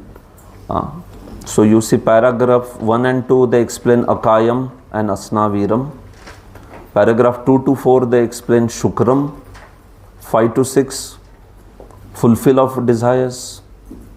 Paragraph 7, Paribhu. Paragraph 8, Swayambhu. And then the last one or two, very beautiful, Shuddham and Apapa Viddham. So let's see this and we will end. So, Akayam, we talked about this. So you see, what does Prabhupada say? The anatomy of material body must have a mechanical construction with veins and so forth. But the transcendental body of the Supreme Lord has nothing like veins. That is why it is clearly stated here that he is unembodied.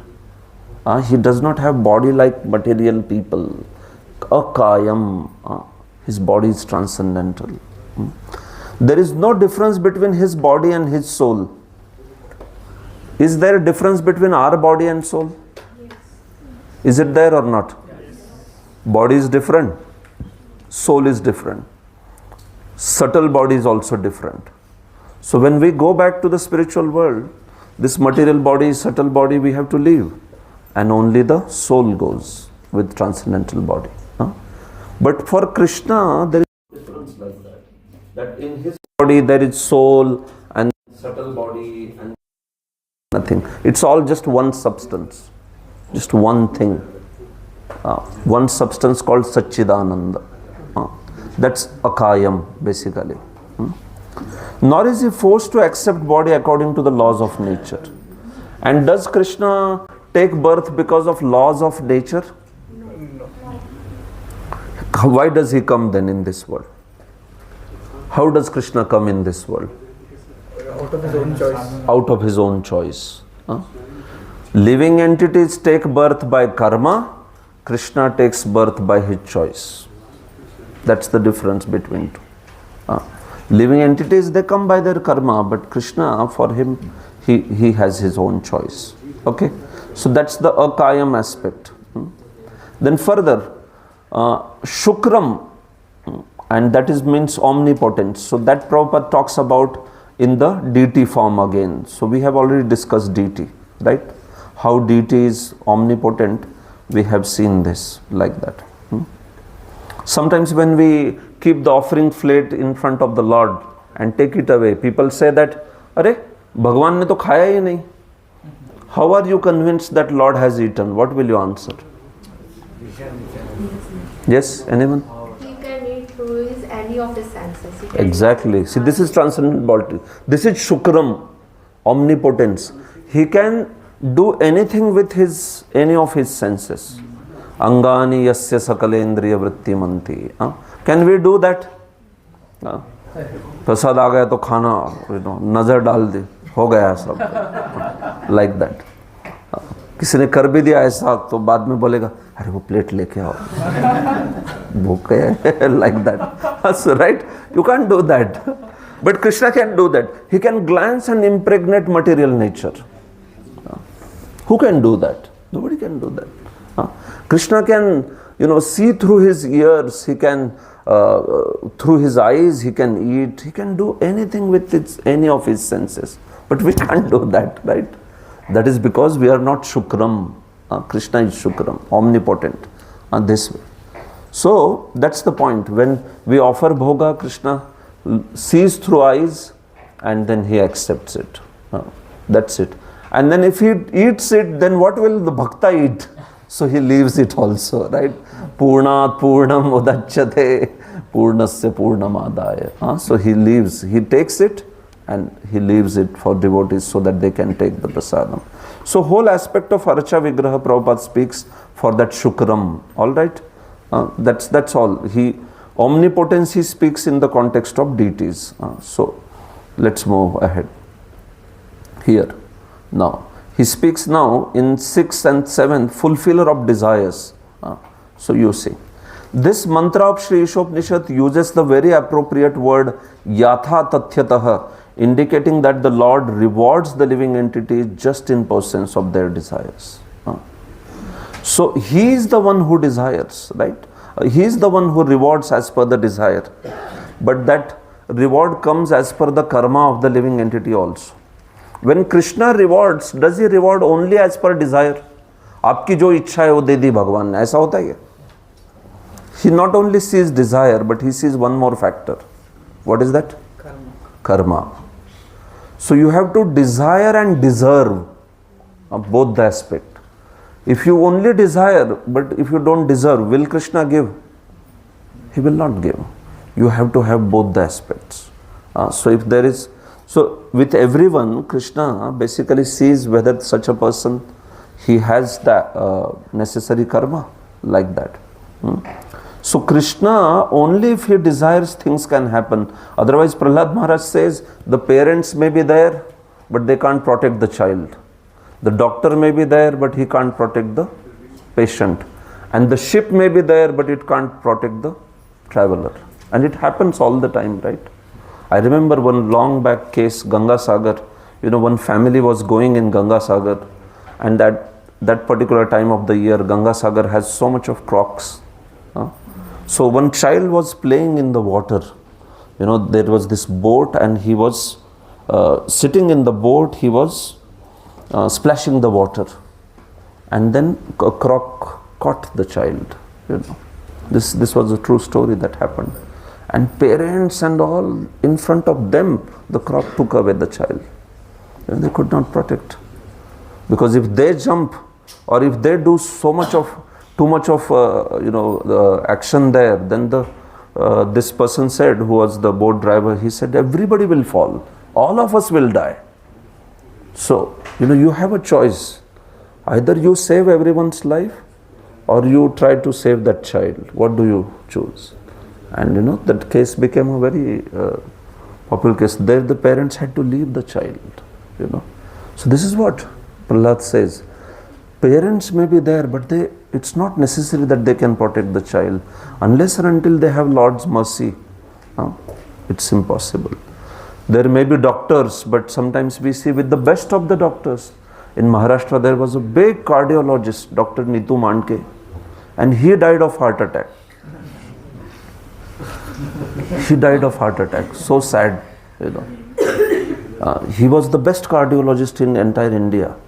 But when he got heart attack, there was nobody to save him. There was only one doctor who could save him, and that doctor was 1,000 kilometers apart. He could not come. So this person, he left his body. So you see, this is how actually, without Lord's sanction in this world, nothing can happen. One may just have ability, they may try, but unless and until Lord sanctions, even for an outsider, even for a karmi, unless Lord sanctions, no, things won't happen. His sanctioning will depend on their karma and all that, but point is, without his sanction, nothing can happen. You may have ability, you may have greatest resources, still you will not be able to help people. This is the thing. So he is the one, that's why. Finally, Paribhu, he is the greatest of all. So Paribhu shows his aspect of, he is the one whom everybody approaches for fulfillment of desires, like that. Without Kṛṣṇa's desire, but then who can do? Dronacharya, after Bhishma, Dronacharya became the commander-in-chief. I am just finished now. Commander-in-chief. And then, Bhishma fell, so Duryodhana had become very angry that Bhishma, he got defeated, or rather he fell. So he said to Dronacharya, you have to promise me that within 2 days you capture this Yudhishthir. What I will do, I will capture him and I will challenge him for another dice game. Bolunga, chal, Dyut khelenge. And I will challenge him, and then I will defeat him in Dyuta and send again for 25 years. This forest, staying in the forest. So he said, you should capture Dronacharya. You don't fight wholehearted. I'm seeing that you are not fighting wholeheartedly. So like this, if you say to your teacher, so he said, okay, next 2 days I will capture. So next 2 days he fought like anything, but still he could not capture, he could not capture Yudhishthir, he could not capture any of the Pandavas like that. So Duryodhana said, what's going on? Acharya, you are not able to perform. So he said, see Duryodhana, we can only try. Everything depends on destiny. And the master of that destiny is sitting on that Arjuna chariot. So what can be done? He said, I am only trying. He said, the master is sitting there of that destiny. So we can only try. So they knew about Krishna's position actually this way. So, and finally comes Shuddham and Apapa Viddham. So these two terms are very important. See, Krishna's nature is Shuddham. So Prabhupada has used very beautiful words. Remember these two words, antiseptic, prophylactic. These are very popular terms that Prabhupada has used. Lord is antiseptic and Lord is prophylactic. तो आप बोलोगे ये क्या है antiseptic? Antiseptic cream सुना था, you know. Lord is antiseptic and Lord is prophylactic. So you have heard these are medical terms. So antiseptic means that whatever contamination is there in our heart, when we come in bhakti, you see these two terms I am saying. To confirm that the Lord is always pure and uncontaminated, Sri Isopanishad describes him as Shuddham, antiseptic, and Apapa Viddham, prophylactic. So Krishna's nature is, he is antiseptic. What does it mean? If we have impurity, if we come in touch with Krishna, that impurity will be cured. And prophylactic means we will become immune to further contamination. We will become immune to further, further degradation or further contamination, further getting contaminated. So that is these two characteristics. Whatever is the disease, that will go away and no new disease will come. This is Krishna's nature. This is Bhakti's nature. So if we are having problem of lust, it will go away. If we are having problem of pride, it will go away and it will make us immune to further contamination. That is antiseptic and that is prophylactic. So all these wonderful qualities, they are in with Krishna, and that's how the devotees describe him. Shri Isopanishad ki jai, Srila Prabhupada ki jai. Hare Krishna. Thank you. So can you please repeat it? Yes. Okay. Prophylactic. See, what is prophylactic? You see the literal meaning of the word prophylactic means that which prevents disease. One is preventive and another is curative, Prabhu. So there are two kinds of treatment. Doctors know that. Curative treatment and preventive treatment.